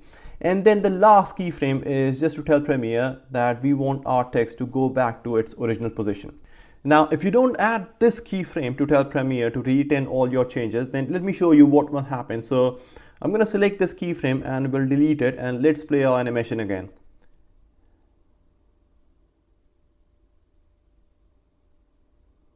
So guys, as you could see that as soon as our text appeared in the box, Premiere started working on it to get it back to its original position, because there was no information there for Premiere to know that we want this text to stay there for a few seconds. We want this text to be static for a few seconds. And that is the reason basically why you need to have a keyframe in here, just to kind of tell Premiere that whatever changes we've made at this point, we want to hold all those changes until here, and then we want the text to go away. So we've animated our text, but it still looks very unprofessional because there is no point in kind of sliding this text into the box if it already appears on the screen. So we need to kind of hide this text, and then it should gradually fade in. And similarly, when we are getting rid of it, then we would want it to fade out gradually. So in order to do that, we can use the opacity effect, and we know that from the previous tutorials that motion, opacity, and time remapping, these three effects are native to all clips. So we don't really need to go and look anywhere for these effects, because these three effects will always be in the effect controls tab with all of your video clips. So at the starting position, I don't want my text to appear on the screen, so I'm going to go and create a keyframe by clicking on this icon, and we'll set the opacity to 0. And you can see that our text is no longer there. And now I want my text to be visible again on the screen as soon as it reaches this box. So I'm going to create a new keyframe at this point, and we'll set my opacity to 100 again. Now I want my text to stay as it is with 100% opacity until the point it starts to go away. So I will add another keyframe at this point, and then finally I want my text to fade out and eventually disappear from the screen. So I'm going to create my last keyframe and we'll set the opacity to 0. Now at all times I was just using these arrows to move between my keyframe, as I think this is like the easiest way to move between your keyframes. So let's now play our animation again and see. So that looks perfect now. Now the next thing I want to do is to animate the box, and I want the box to appear from right to left horizontally. So the first thing I'm going to do is I will just adjust the anchor point, which currently sits in the center. Now because I want the box to appear from left to right, so I will place the anchor point on the left. And to do this, just hold Command key on Mac or Control key if you're in Windows, and move the anchor point using your mouse, and it will just snap where you want that exactly. Now under the Effect Controls tab, I will select this shape that I want to animate, and now I'm going to come down to the horizontal scale and will untick this uniform scale box. Now I will create my first keyframe and will set the value to 0, because I don't want the box to be shown at the beginning. And as you can see, it's there right now, and it doesn't have anything in it, so it doesn't look good at all. So I'm going to create my keyframe by clicking on this icon, and the value I will set is 0. Now I'm going to move in my timeline and will set another keyframe just a few frames before my text slides in, and this time I will set the value to 100 because I want the box to be fully appearing on my screen. Now the next keyframe I'm going to make is to tell Premiere that keep showing the box with the same parameters, and I want to keep this box there until my text starts to disappear. So just a few frames after our text starts to disappear, I'm gonna add a new keyframe by clicking on this icon. And then finally, I will add another keyframe at the end and will set the value to 0 again. And at this point, my box, my shape, my rectangle will disappear again. So let's play it, guys, and see how it works. Cool, I think that looks awesome. So there you go, guys. This is how you can animate your text using keyframes, and you can be as creative as you want. I mean, you can change the color, the position, add in more effects. So I mean, literally anything you like. So guys, I hope you found this video useful. If you've got any questions, anything you want to ask, feel free to drop that in the comment section and I'll try to get back to you as soon as possible. I'm now going to see you in the next video. So till then, you take care of yourself. Welcome back to another Premiere Pro tutorial. In this video, we will see how to change the speed of a clip, like how to slow it down or make it faster, and also how to freeze frames. So let's first look at the clip that I have on my timeline.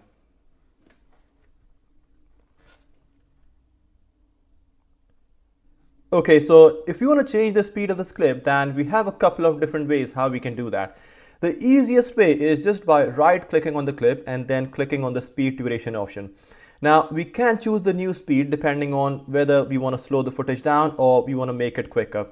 And if you have a desired duration of this clip, then you can leave the speed option as it is and just insert the desired duration here. And I mean, again, you can increase or decrease the duration of a clip. Now we then have this reverse speed option, which we are going to discuss later in this video. And we then have this really important feature, which is the ripple edit. And we've been through both the ripple delete and ripple edit features in the previous tutorial. So what ripple edit will do here is that if we decide to slow down the clip, then obviously the clip duration will change and the clip will become much longer. So the ripple edit will push the next clips further in the timeline and will make space for this one. So let me show you how it's going to work. So I'm going to slow this clip down by 50%. Now let's first see what happens if I don't tick this box. And you can see that the clip has been cut from the tail because there's just not enough space for the clip to extend any further. Now let me undo this by Command Z or Control Z if you're on Windows, and then I'm going to right click on this clip again and we'll select the speed duration option. And now I'm going to insert the speed, which is 50%, and this time I will tick this ripple edit box. And now I'm going to click OK, and now you can see that all the other clips have been pushed further down in the timeline automatically. So let's play our clip now and see what happens.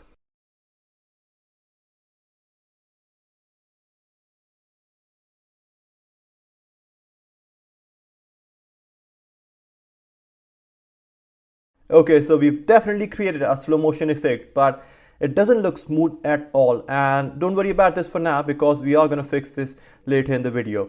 For now, I want to show you how we can increase the speed of this clip. So I'm first going to undo this. So Command Z or Control Z, and then we'll right click on this clip and we'll select speed duration. Now I'm going to increase the speed to 150%. And let me leave this ripple edit box unticked for now. So as you can see that the clip has been shortened down, obviously, because we changed the speed to 150% from 100%.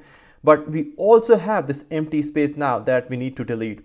So guys, the best way again is to use the ripple edit feature. So let me undo this, and I can do this by Command Z or Control Z. Right click again on the clip and then select speed duration. Now the speed I want is 150%, and this time I'm going to tick this ripple edit feature. Now these options over here, let's not worry about these for now, as we will discuss this in a few seconds in this video. Now I'm going to click OK, and you can see that the clip length has been reduced and the empty space has been deleted automatically because we ticked this ripple edit option. Okay, cool. So I can also use the same method and make this clip go in reverse. So let me undo this first, and I can do that by Command Z or Control Z. And now I'm going to right click on this clip and we'll select speed duration. And now all I need to do is just click on this reverse speed box. And now let's play our clip again and see what happens.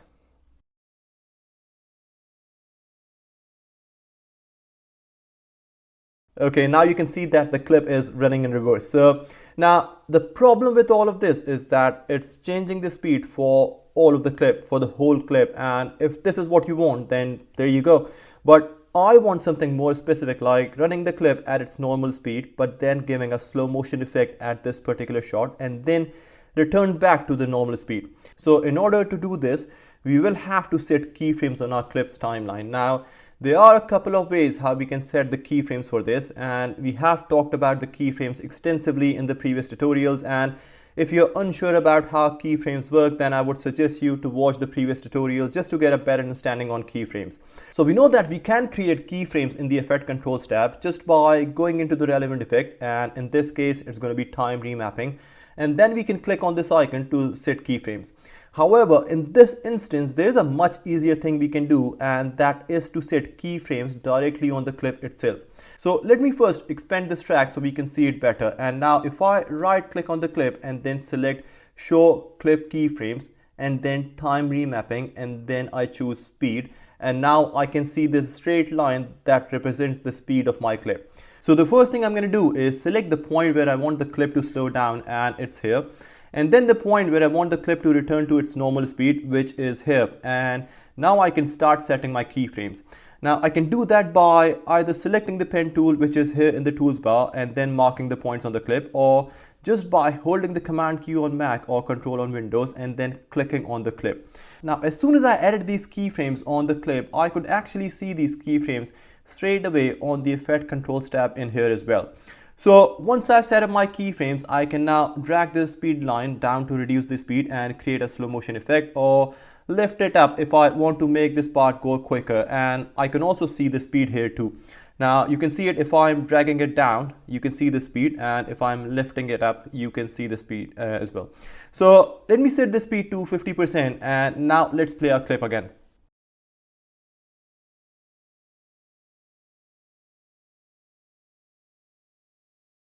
Okay, so we've got our slow motion effect, but it's very choppy, and in order to bring that smoothness in, I'm just going to right click on the clip and we'll go to the option time interpolation and then choose optical flow.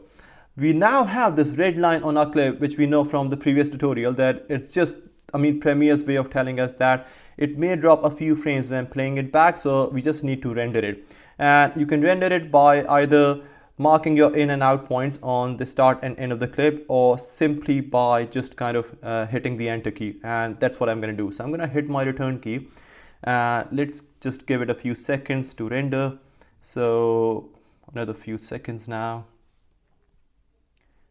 Okay, so rendering is all complete now, and our red line has turned into green, which means that's all fine. So let's play our clip again and see what happens.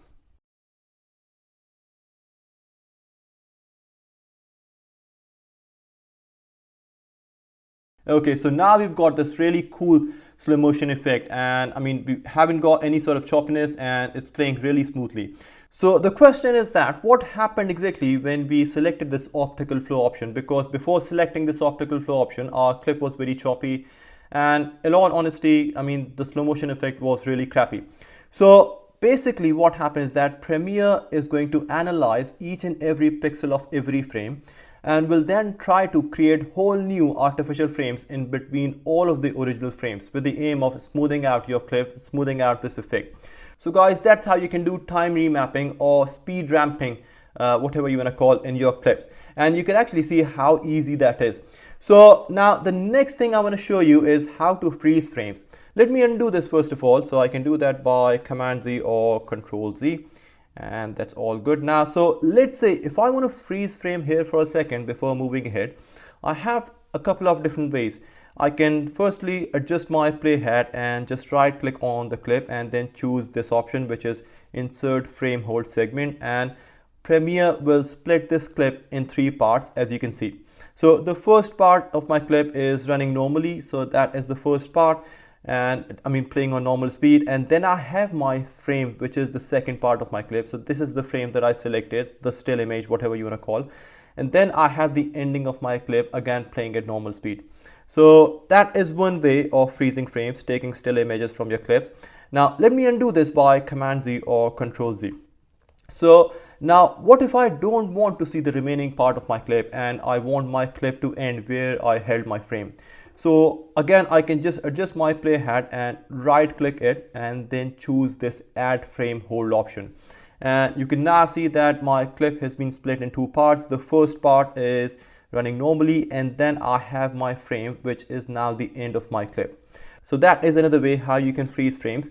Now let me undo this by Command Z or Control Z if you're on Windows. And now if you're looking to use this still image or frame in different places, then I think there is another option which would be more suitable. Now I'm just going to set my playhead, and now in the program monitor or in the source monitor, we have this camera icon.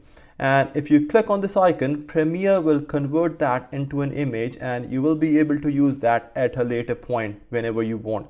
Now, once you click on this camera icon, you are going to get a dialog box with an option to choose the name of your file, change the format of this image if you want, the location you want to save this image in, and then also if you want this image to be imported in the project you are currently working on. And if that's what you want, then you just need to tick this box. Now I'm going to click OK on this dialog box, and we'll go into my project panel, and this is my still image, guys. So it's ready for me to use it straight away. So guys, that's how easy it is to freeze frames in Premiere. So guys, that's all I wanted to cover in this video. I hope you liked this video. I hope you found it useful. Do let me know in the comment section how you're getting on with this stuff. And that's it. Now I'm going to see you in the next video. So till then, you take care of yourself. What's up guys, hope you're all doing great. Welcome back to another Premiere Pro tutorial. In this video, we will look at how we can work with still images and make them look like a video clip. So working with still images in Premiere is relatively straightforward, and they behave very similar to any other piece of media. Now we can pretty much apply all of the basic video editing effects on our images, and I mean, if we want, we can color correct or color grade our images. We can apply transitions, we can do speed ramping, and the list literally goes on. Now, let me first of all play this clip that I have on my timeline, and then we can go from there.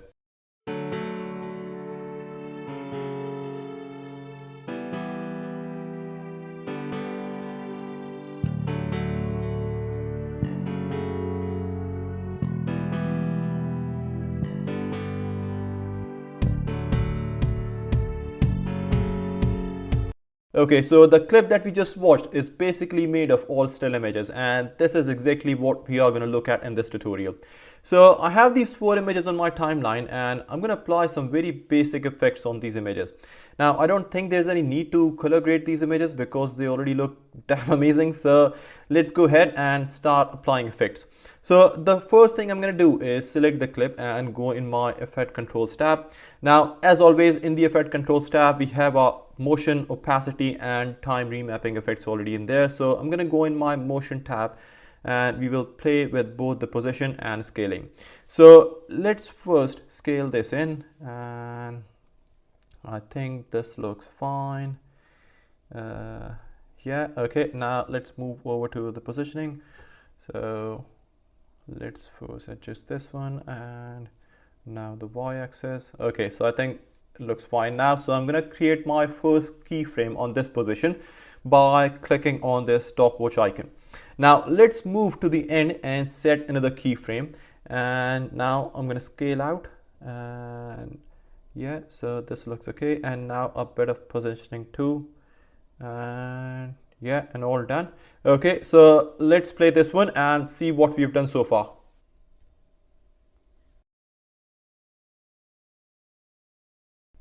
Cool, so that was easy, and as you could see that it looks like there's someone who's holding the camera and moving towards the right. So basically we just made a still image look like a video clip. Now I'm going to do the next one too, and like before, I'm going to go into my Effect Controls tab and then in the Motion tab, and now I'm going to go in Scale first. So let me just scale this in, and I think it looks okay. And now I'm just going to change one aspect of the position here, and yeah, all good. And now I'm going to create my first keyframe by clicking on this stopwatch icon. Now let's move to the end and add another keyframe by clicking on this icon, and I'm just going to revert back to the original parameters here. Okay, so all done. So let's play it now and see what we've done.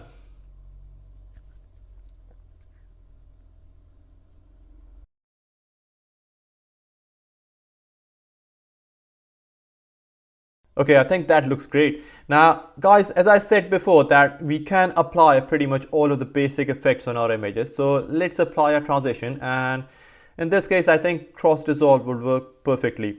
And we have already been through the transitions tutorial, so by now I'm really hoping that you guys would know how to apply a transition.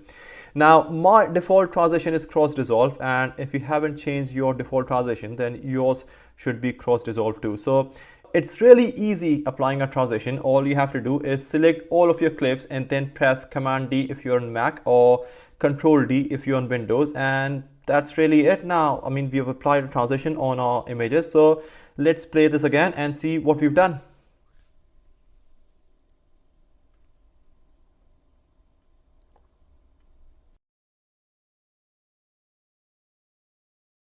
Okay, I think that looks good now. So guys, let's add some music in the background too, and that will keep our audience engaged. So I'm gonna go into my project panel and we'll drag this piece of audio on my timeline. Let me just trim from the tail, and again, we have been through the top and tail edit tutorial already. So all I'm gonna do is set my play hat and then just press W key, and that's it. Cool. So let's play this over once again and see what we have over here.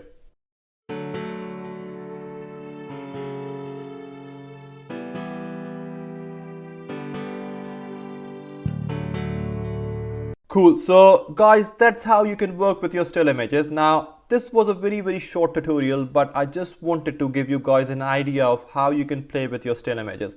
Now, once again, you can try different effects on your images, and it's really up to you how creative you want to be with these things. So that's really it from me, guys. I hope you liked this video and found it useful. Do let me know how you're getting on with this stuff by dropping a line in the comment section. So I'm now going to see you in the next video. So till then, you take care of yourself. Welcome to another Premiere Pro tutorial in this complete Premiere Pro 2021 course. I'm sure all of us have seen a lot of times in the movies or in short films that the scene starts with a blurry image and then gradually it gets clearer. Often it's called the rag focus effect, and that is what we are going to be going through in this tutorial. It's pretty easy, and we will be using a video effect called the Gaussian blur. So let's see how we can do that. So I have this clip on my timeline and I want to apply the rag focus effect on this clip. So I'm going to go into the effects tab and then video effects, then blur and sharpen. And then we have this Gaussian blur here. If you're like me and like things to be simple, then you can simply type in the search bar Gaussian blur, and here it is. So now I'm gonna drag this and drop it on my clip, and as soon as I did that, it was added in the effect controls tab straight away, as you can see. So we've added the effect, but nothing has really happened, and that's because we need to set the values in our effect controls tab. So let's go to the effect controls tab, and here we have the Gaussian blur, and you can see that the blurriness is currently at 0, which is why there is no blur in our clip.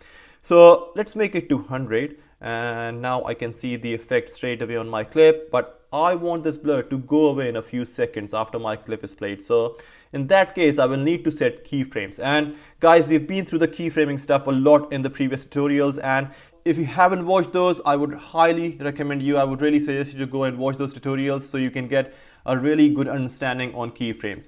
So now I'm going to click on this stopwatch icon to create my first keyframe, and we'll set my blur value to 200. Sorry. I'm then going to move a few seconds forward in my timeline, and we'll create another keyframe over here at this point by clicking on this icon and setting the blur value to 0 now. So let's play our clip and see what happens. Okay, so yeah, we've got this really cool blur effect, but our edges are playing really funny. So let me play this again and look at the edges or the border of my clip and see what's happening here. Yeah, so now to fix this issue, I'm gonna go back in the effect and we'll tick this box that says repeat edge pixels, and it's going to fix these pixels going funny from the edges. So let's play again and see, now it's perfect. So guys, that's how you can create a rag focus effect, and you can apply this effect on video clips like we did, or on your still images, or even on your motion graphics. So guys, that's really it from me. I hope you found this video useful. I hope you liked this video. If you have any questions, feel free to drop those in the comment section, and I'll try to get back to you as soon as possible. I'm now going to see you in the next video. So till then, you take care of yourself. Welcome to another very exciting Premiere Pro tutorial. In this tutorial, we will look at how we can create a clean cinematic looking title in Premiere. So without a further ado, let's crack on. So the first thing I'm going to do is grab the type tool, and I can do that simply by clicking here on this icon in the tools bar or using the keyboard shortcut, which is the T key. Let me first of all write my title, which is visit my country, and now I'm going to write my subtitle here as well, which is it's beautiful. And now I'm going to do some alignment and basic styling. So firstly, we're going to bring the anchor point to the center by dragging it using the mouse while pressing the command key if you're on Mac or control key if you're on Windows. And now let's go into the essential graphics panel and align the text first. Okay, so I think yeah, that all looks fine. And now let's do some basic and styling too if we are here. So I'm going to check the font, and yeah, okay. And now I am going to increase the font size over here. Okay, and now let's just align it once again. Okay, so all looks good. Now I'm going to draw a line separating my title and subtitle, and I can do that simply by selecting this rectangle from the tools bar or by clicking on this icon in the essential graphics panel. So let's do that. And yeah, the size is okay. And now I'm going to draw another rectangle which will be the border of our title. So let's do that too. Okay, and yeah, it all looks good. And now I'm going to go into my essential graphics panel once again, and we'll change the color by coming down here. And I just want to make sure that the border is not too thick or too fine. And yeah, it's perfect now. And I'm just going to make sure that these are aligned centrally. Okay, cool. So now I'm just going to do one more thing here, and that is to rename both of these shapes. And I can do that simply by coming here in the essential graphics panel and then right clicking and then selecting rename. So I'm going to rename this one as the border, and then I'm going to rename this one as the middle line. I mean, it's just going to help us when we are adding effects in the effect controls tab. I mean, it will be easier for us to identify what's what. Okay, so now that we have created our content, let's add some effects so we can animate it to give a cinematic look. The first thing I'm going to do is select my title in the effect controls tab so I can start adding some effects. Now I want my title to gradually blur in and then blur out, and to do that I'm going to apply the Gaussian blur effect on it. And to do that I'm going to go into the effects tab and type in Gaussian blur, and yeah, there it is. And now I'm just going to drag it and drop it on my graphics layer. Okay, so now that I've added the effect, let's add some keyframes as well to tell Premiere that at what point in our timeline we want this effect to take place. So let's add a keyframe here at the start and blur the title, and I'm going to set the value at 100. Now as you can see that we have blurred our title, and then I want to see my title back clearly at this point. So I'm going to create another keyframe here by clicking on this icon and setting the value at 0. Now let's see what we've done so far. Okay, cool. So now for the outro, I want the title to be shown till 8 seconds. So I will add another keyframe at this point with the same parameters, and from here I want it to gradually blur out. So I'm going to set my last keyframe at this point, setting the blurriness to 100 again. The text is now gradually blurring in and out, but doesn't look the way I want it. So let's add another effect and use opacity to make it look smoother. So I'm going to come here in the opacity, and we'll create a keyframe at the start by clicking on this icon, and we'll set the opacity at 0. And now you can see that we got rid of our title straight away. And now I'm going to move my play hat further where the text starts appearing, and we'll set another keyframe setting my opacity back to 100. Now on the 8th second I will set another keyframe with the same parameters, and then on the last one I will set my opacity back to 0 again. Okay, cool. So now let's play this and see what we've done.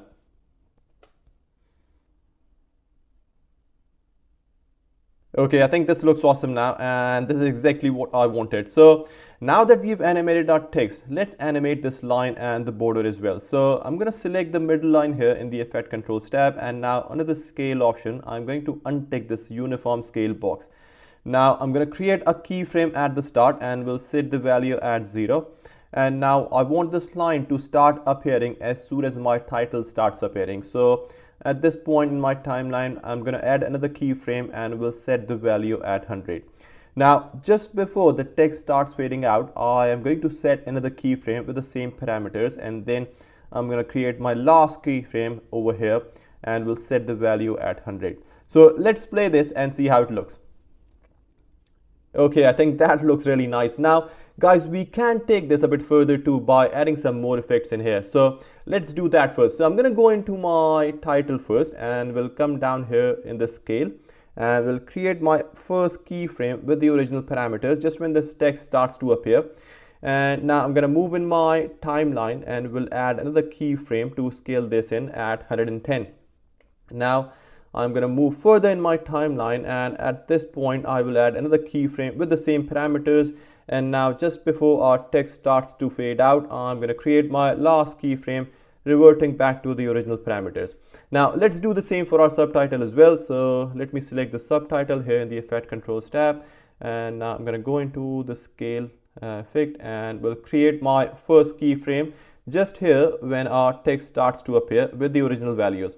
And now I'm going to move in my timeline, and at this point I want the subtitle to scale in. So I'm going to create a keyframe here by clicking on this icon with the value of 110. And now moving further again in the timeline, and at this point I will add another keyframe with the same parameters, and now the last keyframe in the end setting the value back to 100. So let's play this and see how it looks. Okay, now you can see it looks really great. Now we've animated our text, we have animated our line, we've animated our border as well. So now the only other thing I'm going to do here is add a Gaussian blur effect to our video clip as well. So let me go into the effects tab and drag this Gaussian blur and drop it on my video clip. So now I'm going to go into the effect controls tab and we'll create my first keyframe by clicking on this icon at the start, setting the blurriness at 100. And just when our title starts to fade out, I will add another keyframe setting the blurriness back to 0. Okay, now let's play it and see how it looks.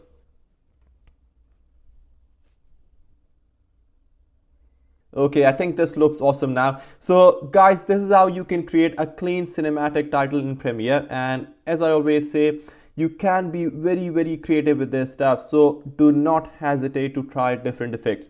So that's really it from me now. I hope you found this video useful. I hope you liked this video, and do let me know how you're getting on with this stuff. And I'm now going to see you in the next video. So till then, you take care of yourself. What's up guys, hope you're all doing great. Welcome to another Premiere Pro tutorial. In this video, we will look at how to import, export and apply motion graphics templates. So we have this really awesome looking cinematic title that we created in the last tutorial, and if you haven't watched that, I would suggest you to watch it because we did learn some really cool stuff in there. Now, Premiere allows us not only to save this as a template for future use, but we can also export it out of Premiere to share it with our friends, or even if you're thinking of a commercial use. So first of all, let's see how to save this as a template. So it's very simple, and all I need to do is right click on my graphics layer and then select export as motion graphics template. Now in this dialog box, I will set a name for my template. So I'm going to name this one as cinematic border title, and for now I'm going to leave the destination as local templates folder. And then if you want to have a thumbnail or not, we can either tick or untick this box. And then we have these compatibility options that are really self-explanatory. Now the first one will let Premiere to warn you if the fonts that are used in the motion graphics template are available in your program or not. If not, then you can install the fonts, otherwise Premiere will use the available fonts. Then if you take the next option, Premiere will tell you if certain effects in your motion graphics template are included or not. And then finally, the last one will enable Premiere to let you know if your template is compatible with Premiere Rush or not. And that's pretty much it, guys. Now let's click OK and give it a few seconds so it can complete the export.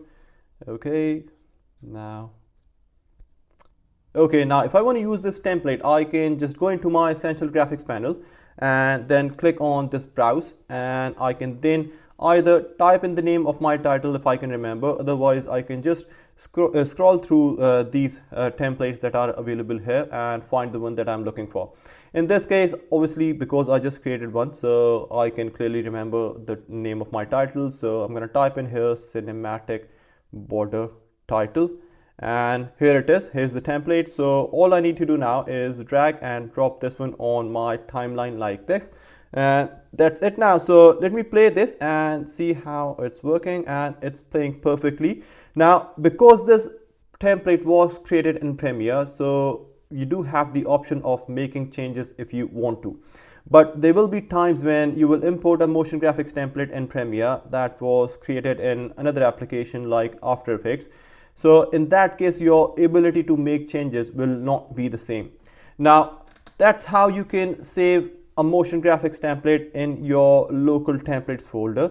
Now, if I want to export this template out of Premiere, then I'm going to do the same and right click on my graphics layer. Now click on export, and rather than selecting my local templates, I'm going to select the local drive and will then specify the location where I want this to be saved. And that's pretty much it, guys. Now you can share this template with your friends or put it on your website, or basically do whatever you want to do.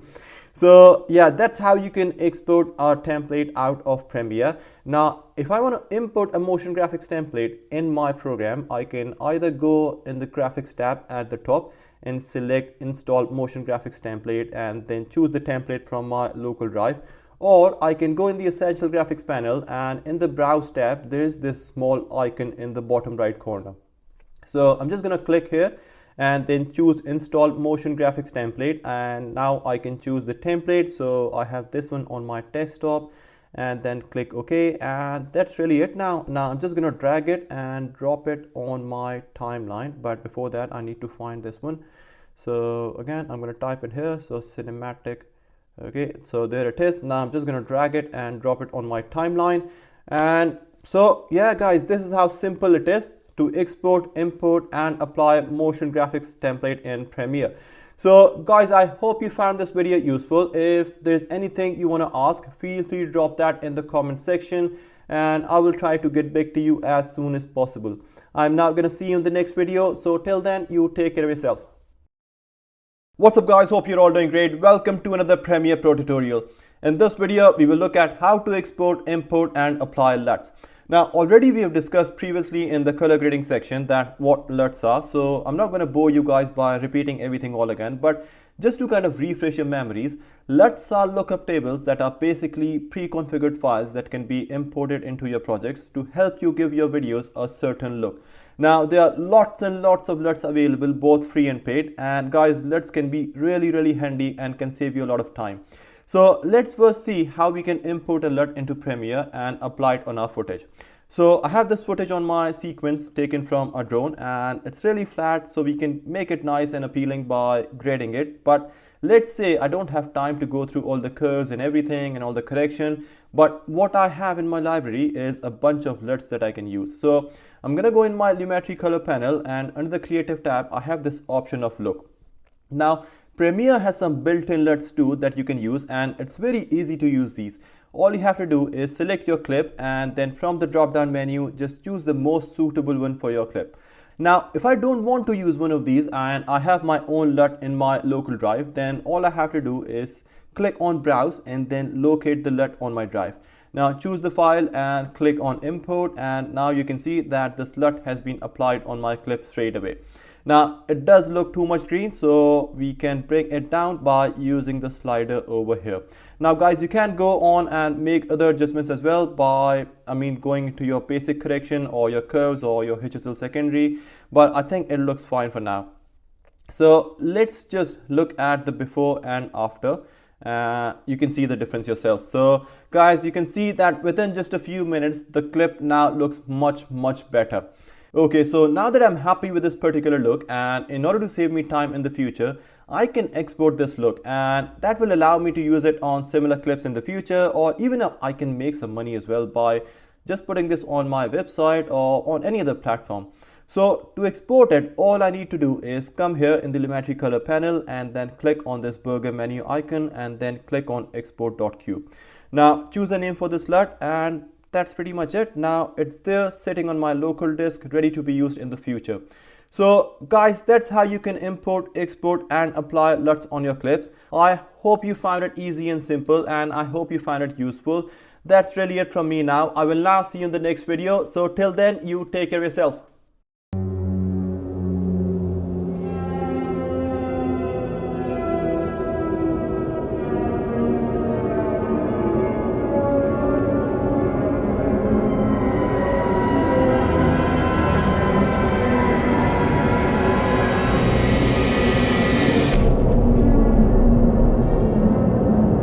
What's up guys, hope you're all doing great. Welcome to another very exciting Premiere Pro tutorial.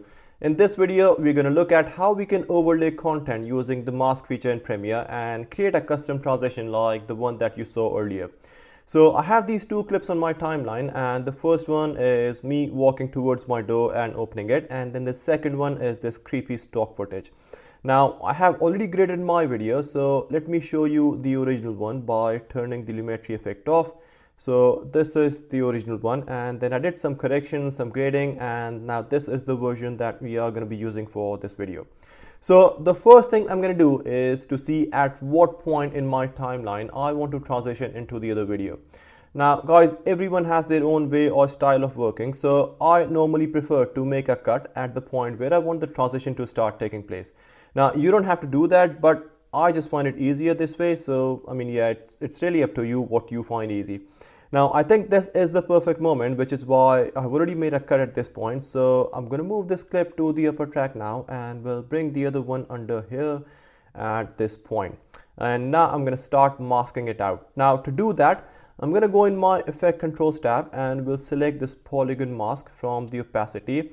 And now I can start drawing my mask to cover this gap. So first thing I'm going to do is go to 100%, and now I can start drawing this mask. I'm going to do the top bit first, so let me just do this for now. Yeah, cool. Okay, and I'm going to go to the bottom one and we'll drag these corners, which is pretty easy. Okay, I think this looks fine for now. We will have to adjust this once again. Okay, I think this looks okay now. Cool. Okay, so right now we are masking everything out except this door gap. So to make this the other way around, I'm just going to go back in my effect controls tab, and I'm going to take this box that says inverted, and now you can see that the mask will apply only to this area. So I think we will have to kind of adjust our mask a little bit. Yeah, so over here we have this gap. Cool, and then we've got this gap over here as well. So we just have to make sure that the mask is clean and as accurate as it can be.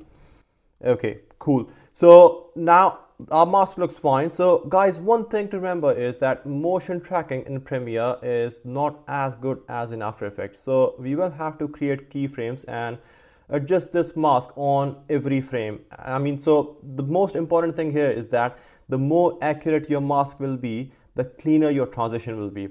So I'm going to create my first keyframe here at this point, and because we have to do this on a frame by frame basis, so now that I have set my mask, I'm going to move a frame forward and will adjust my mask accordingly. So let's do that. So yeah, we need to kind of drag this towards the left. Yeah, again some over here as well.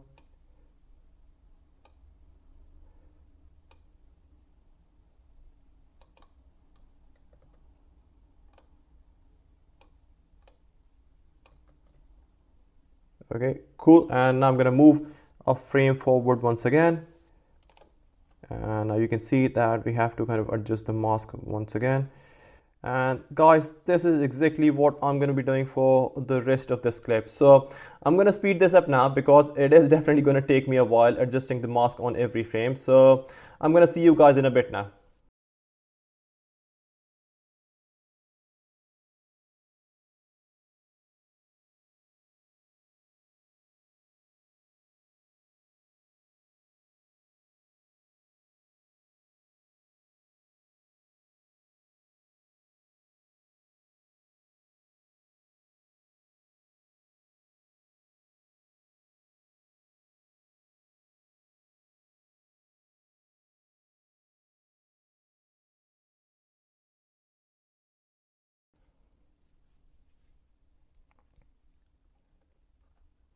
Okay, so now that I have set my mask completely, you can see that the transition is already happening, but the edges are too sharp around my mask. So I'm going to increase the mask feathering. I can do that just by going into my effect controls tab and using this option over here that says mask feather.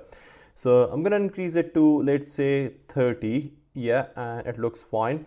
So guys, mask feathering reduces the sharp edges around your mask and it kind of blends in with the underlying clip. So I mean, that's how you can kind of get rid of those sharp edges around your mask. So now the only other thing I'm going to do is to add some sound effects to make it look real. So I'm going to go in my project panel and I have these 3 sound effects already here. So I'm going to bring the first one down to my timeline and we'll set here at this point. And now I'm going to go back to my project panel to bring the other ones as well. So yeah, so this one I'm going to set at this point. And now the third one as well, just to make it look more real. So yeah, over here. Cool. Okay, so we've got our mask, we've got our sound effects. Let's see what we've done here.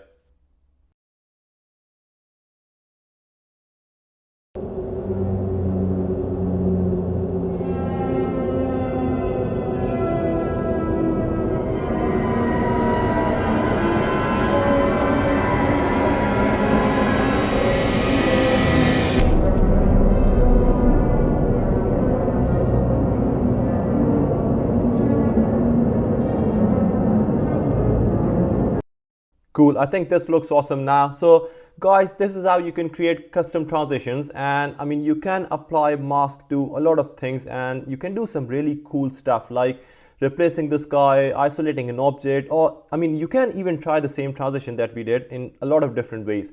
So just keep practicing and it may take you guys a little while to get used to it, but once you get your head around this, you are absolutely gonna love this thing. So guys, I hope you found this video useful. I hope you liked this video. As always, if you have any questions, feel free to drop those in the comment section and I will try to get back to you as soon as possible. I'm now going to see you in the next video. So till then, you take care of yourself. What's up guys, hope you're all doing great. Welcome back to another very exciting Premiere Pro tutorial. In this video, we're going to look at how easily and effectively we can use green screens in Premiere.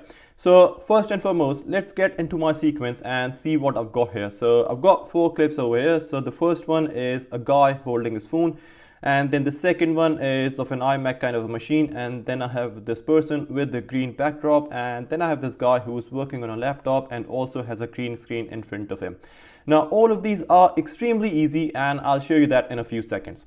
So let's look at the first clip of this guy with his phone watching something. So I'm going to pick this clip that I want to show on his phone to replace it with a green screen. Now I'm going to place this clip underneath our green screen clip, and now I'm going to go in my effects tab and we'll search for the ultra key effect, and it's there.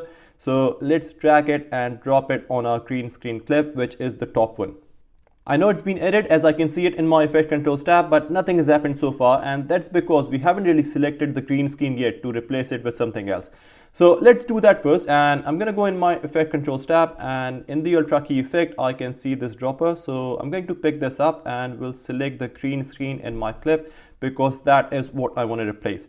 Now as soon as you do that, you will start seeing the underlying clip. Now this guy is holding his phone in his hand and there is some movement too, so we will have to adjust the position of our underlying clip, and we'll have to create some keyframes as well so that the clip does not go funny halfway through. So I'm going to select this bottom clip and we'll go in my motion effect, and first of all I'm going to scale it out. So I think this looks fine. Yeah, and we'll now adjust the position as well, and yeah, I think this looks okay. Yeah, it looks okay now. So this, guys, will be my first keyframe. Now let's move forward in the timeline so we can see at what point we need to adjust this. So okay, so at this point I'm going to create another keyframe, and I'm going to leave the scaling as it is, but I'm just going to adjust the position. So let me do that. So okay, fine. And guys, that's what I will be doing for the next few frames. So basically we will have to adjust the position every time he moves his phone. So let's move forward again, and okay, we need to adjust the position once again over here. So let's do that. Okay, and here again. Okay, and fine, and again over here. Okay, and again.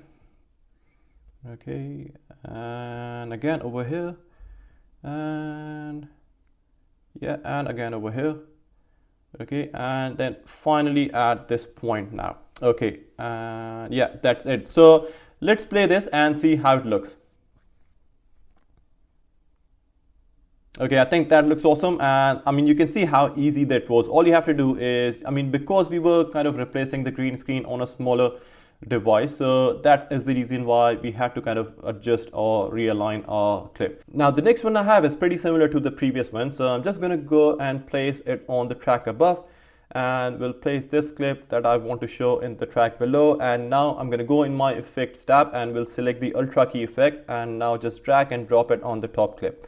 Now I'm going to go in my effect controls tab, and under the ultra key effect I will use this eyedropper and we'll select the green screen, and there you go. But I'm not really sure if you guys can notice it, but the edges are not perfect, so we need to fix these first.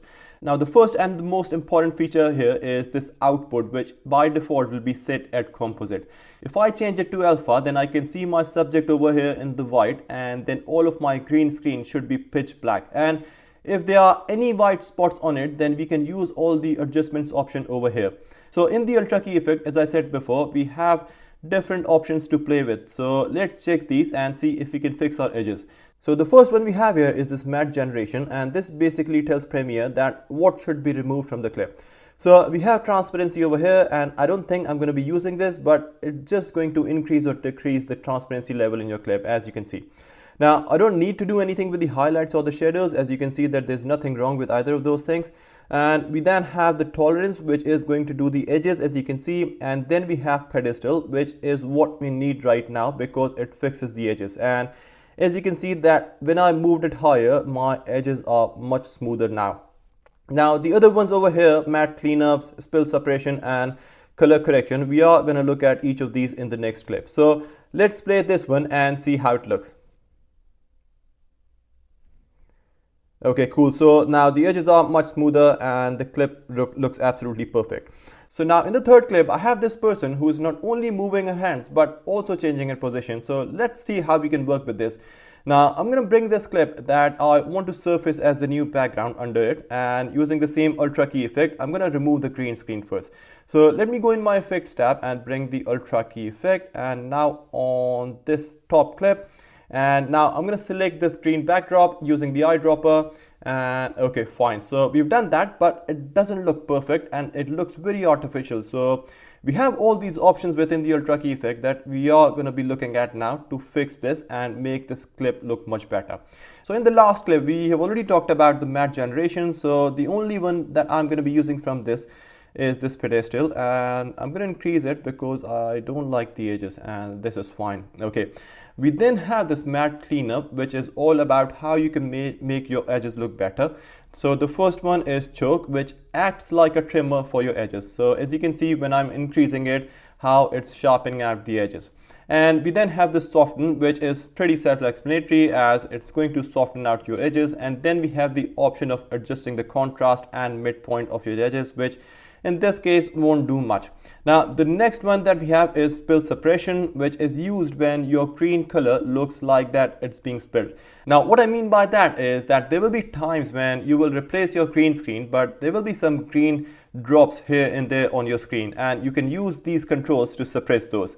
And then finally we have the ability to color correct. So I'm going to make some small corrections over here. So I'm going to bring the saturation down a bit. Okay, and also the luminance levels, so I think it looks much better now. Now let's go to our alpha view and see if everything looks okay, and yes, it does. So let's play this clip and see what we've done. Okay, it looks so much better and so much real now. Now the last clip we have is of a guy who has a laptop and a green screen in front of him. Now obviously we can't replace both these green screens with just one clip, so we will be using two different clips here.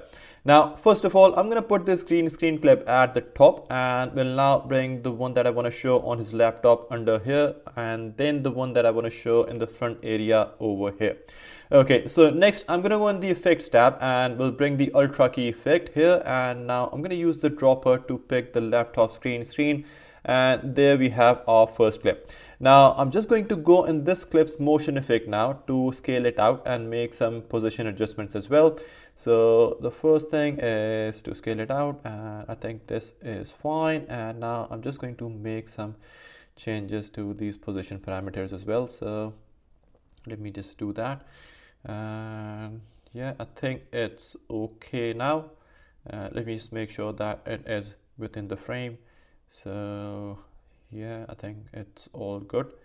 Okay, and yeah, it's all okay now. Okay, so now to get rid of this part that's going towards the right, I'm going to use the crop effect. Now in the effects tab, I will search for crop effect, and now there it is. So I'm just going to drag it and drop it on this clip. And now I'm going to go in this effect and we'll crop the video from right. So I'm just going to increase this, and I think this is okay. And that is pretty much it, guys. Now let's play our clip and see how it looks. Okay, I think it looks perfect. So guys, this is how easy and simple it is to work with green screens in Premiere. And as I always say to you, that you can be very creative with this stuff. So guys, that's it from me. I hope you enjoyed this video. I hope you found it useful. If you have any questions, anything you would like to ask, feel free to drop those in the comment section and I will try to get back to you as soon as possible. I'm not going to see you in the next video. So till then, you take care of yourself. What's up guys, hope you're all doing great. Welcome to the last section in this complete Adobe Premiere Pro 2021 course. In this section, we will look at how to export our final work, our final media for YouTube, Facebook, Instagram and TikTok. And then we will also learn how we can work with the media encoder. So without further ado, let's get straight in. What's up guys, hope you're all well and safe. Welcome to another very exciting Premiere Pro tutorial. In this video, we're going to look at how to export our clips for YouTube and Facebook. So once we are done editing our footages, we would want to get the final output, and to do that, we will need to export the media. Now, there are different ways how we can get to the export window, but the most commonly used ones are either by going into the file menu and then clicking on export and then clicking on media, or a much simpler way is just using your keyboard shortcuts, which is Command M for Mac and Control M for Windows. Now, regardless of what you choose, you are going to land on this export window.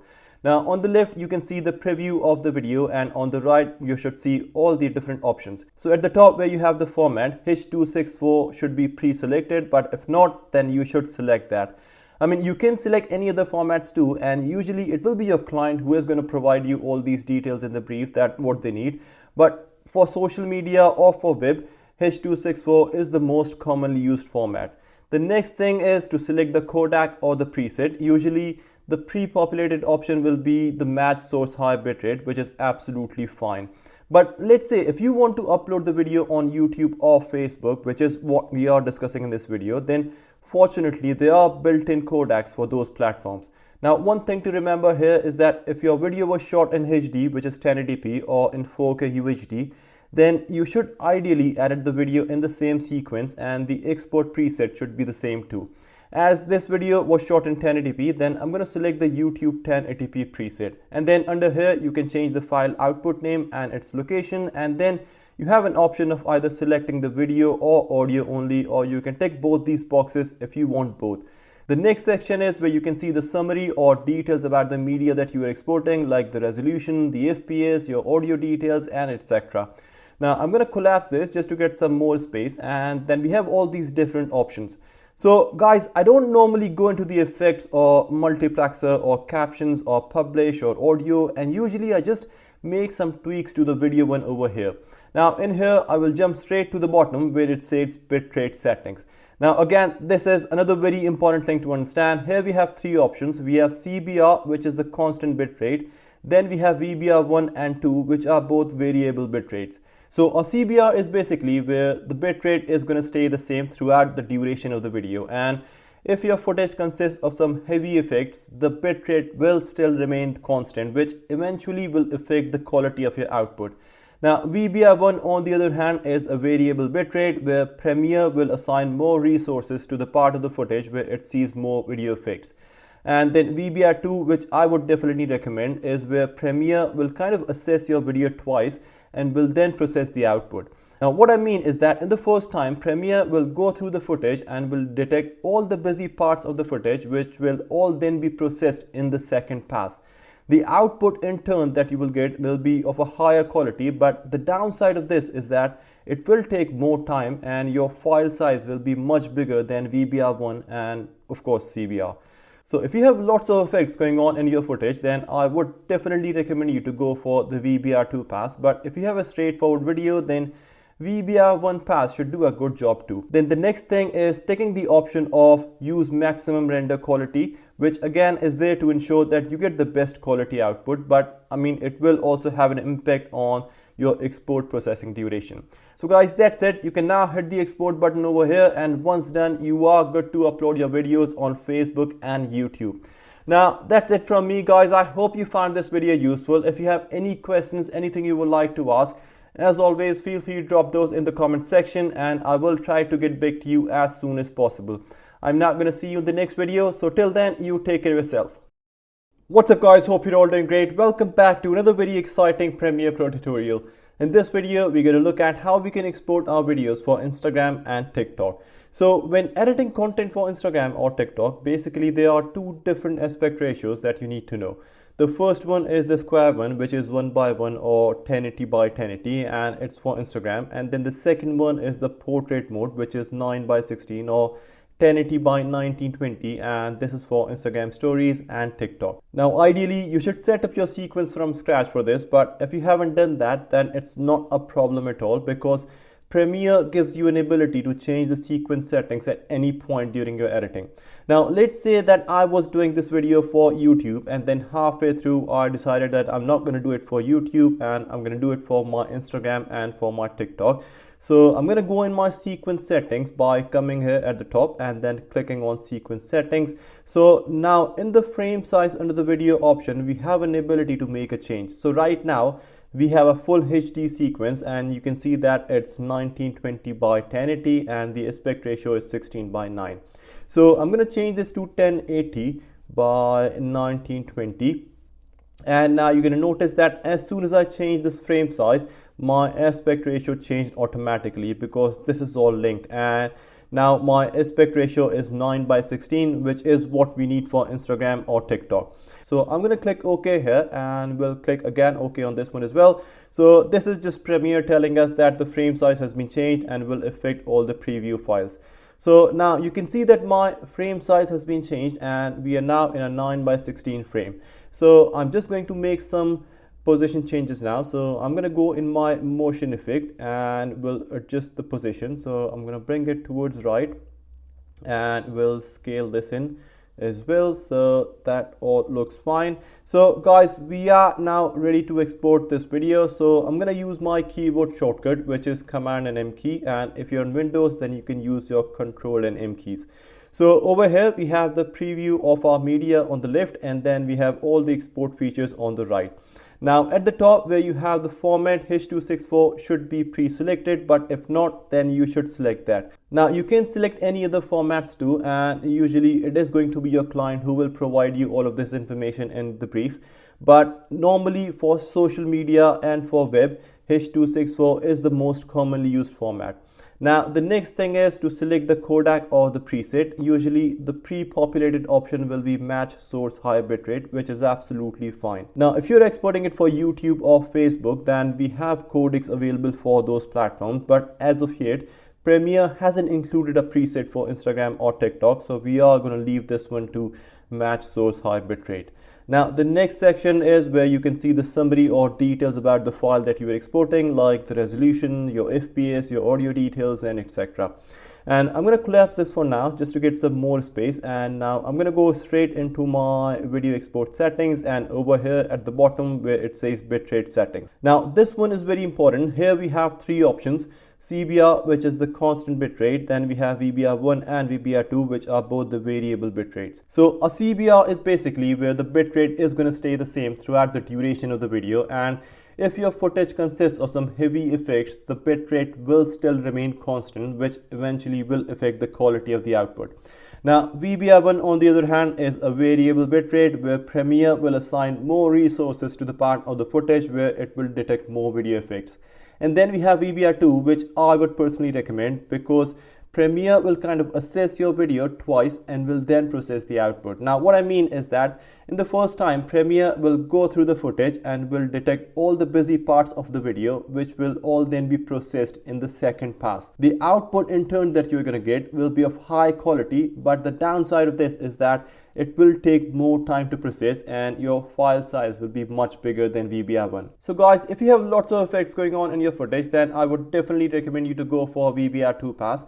But if you have a straightforward video, then VBR1 pass should do a good job too. Now the next thing is to select this option of use maximum render quality, which again is there to ensure that you get the best quality output, but it will also have an impact on your export processing duration. So that's all you need to do in here, guys. Now you can hit the export button, and once done, you are good to go ahead and upload these videos on Instagram and TikTok. So guys, this is how easy it is to do your Instagram and TikTok videos in Premiere.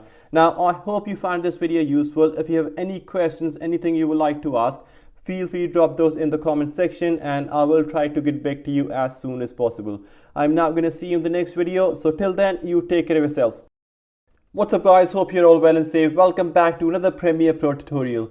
In this video, we're going to talk about a very handy export feature in Premiere.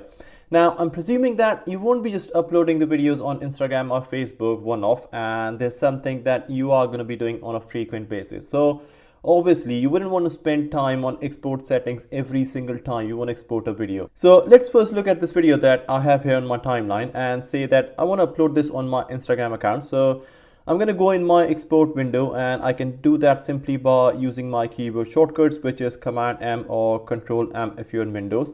And then over here, I'm going to make some changes to the bitrate settings and will first of all change it to VBR2 and will then increase the target bitrate as well as my maximum bitrate. And then I'm going to tick this box that says use maximum render quality option. Now, because this is not the only time when I'm exporting a video for Instagram and I will be doing this quite frequently, so I can create a preset for this and it is going to save me a lot of time. Now, in order to create a preset, what I need to do is that once I have made all my settings, I can click on this icon over here and just select a name for my preset, which in this case will be, let's say, Instagram, and then it's all done. Now, the next time I want to export a video for Instagram, I won't have to go through all these settings again, and I can just select this preset from the drop down over here, and that will be it. So guys, this is how you can create an export preset and save some time. And I mean, you can have as many presets as you need. I mean, you can have a preset for YouTube. I mean, I don't think you need a preset for YouTube because I mean, there is already one built in over there. But I mean, you can have one for Instagram, you can have for TikTok, and I mean, it's really up to you how many presets you want. So guys, that's really it for now. I hope you found this video useful. If you have any questions, as always, feel free to drop those in the comment section and I will try to get back to you as soon as possible. I'm now going to see you in the next video. So till then, you take care of yourself. What's up guys, hope you're all doing great. Welcome back to another Premiere Pro tutorial. In this video, we're going to talk about one of the most useful applications in Creative Cloud, and that is the Media Encoder. So the Media Encoder comes along with Premiere. In fact, it is part of your Adobe Creative Cloud. So you don't have to worry about getting a separate subscription because it's all included in the same suite. Now, there are a number of different reasons why I think Media Encoder is really useful, but for this video, I'm going to share the two main reasons why I think it's such a handy application. The first one is that it basically gives you an ability to keep working in Premiere even when your export is in process. Now, normally, if you're exporting a footage, Premiere is not going to allow you to do anything else and you just have to wait for the export to finish first. And it's absolutely fine if you have a really simple and small sequence, as it's not going to take too much time. But imagine if you have a really big sequence with lots of effects, then it's probably going to take a lot more time to get exported. And during that time, you won't be able to work on projects in Premiere. So in this case, you can't use the Media Encoder, and all you have to do is click on this Q button in the export window, and Premiere is going to send this clip over to the Media Encoder where you can process your export. So let me show you right now, and I'm going to hit this Q button so you can see that Premiere has now sent this clip over to the Media Encoder, and in here I just need to click on this green play icon at the top right to start the export process. And now I'm good to go back and carry on working in Premiere. So guys, as I said earlier, the Media Encoder gives you an ability to export your videos and at the same time you can keep working on your projects in Premiere. Not only this, but it also enables you to queue up several videos at the same time to export. Normally, if you're working on a sequence and you want to export that, then you can only export one clip at a time. But if I want to export multiple clips at the same time and also keep working in Premiere, then I can use Media Encoder. So in that case, all I'll have to do is select my clips in Premiere that I want to export, and once I'm here in the export window, I'm going to click on this queue button, and Premiere will send these clips over to the Media Encoder to be queued up for export. And now I can go back and carry on working in Premiere. Now, the other reason why I really like using the Media Encoder is because it allows me to convert and compress my files without needing to download any other applications on my computer. So let me go into my folder, and here I have this .mov clip. And guys, MOVs are usually bigger than the MP4, so I just want to compress it, and to do that, I'm going to drag this and drop it on my Media Encoder.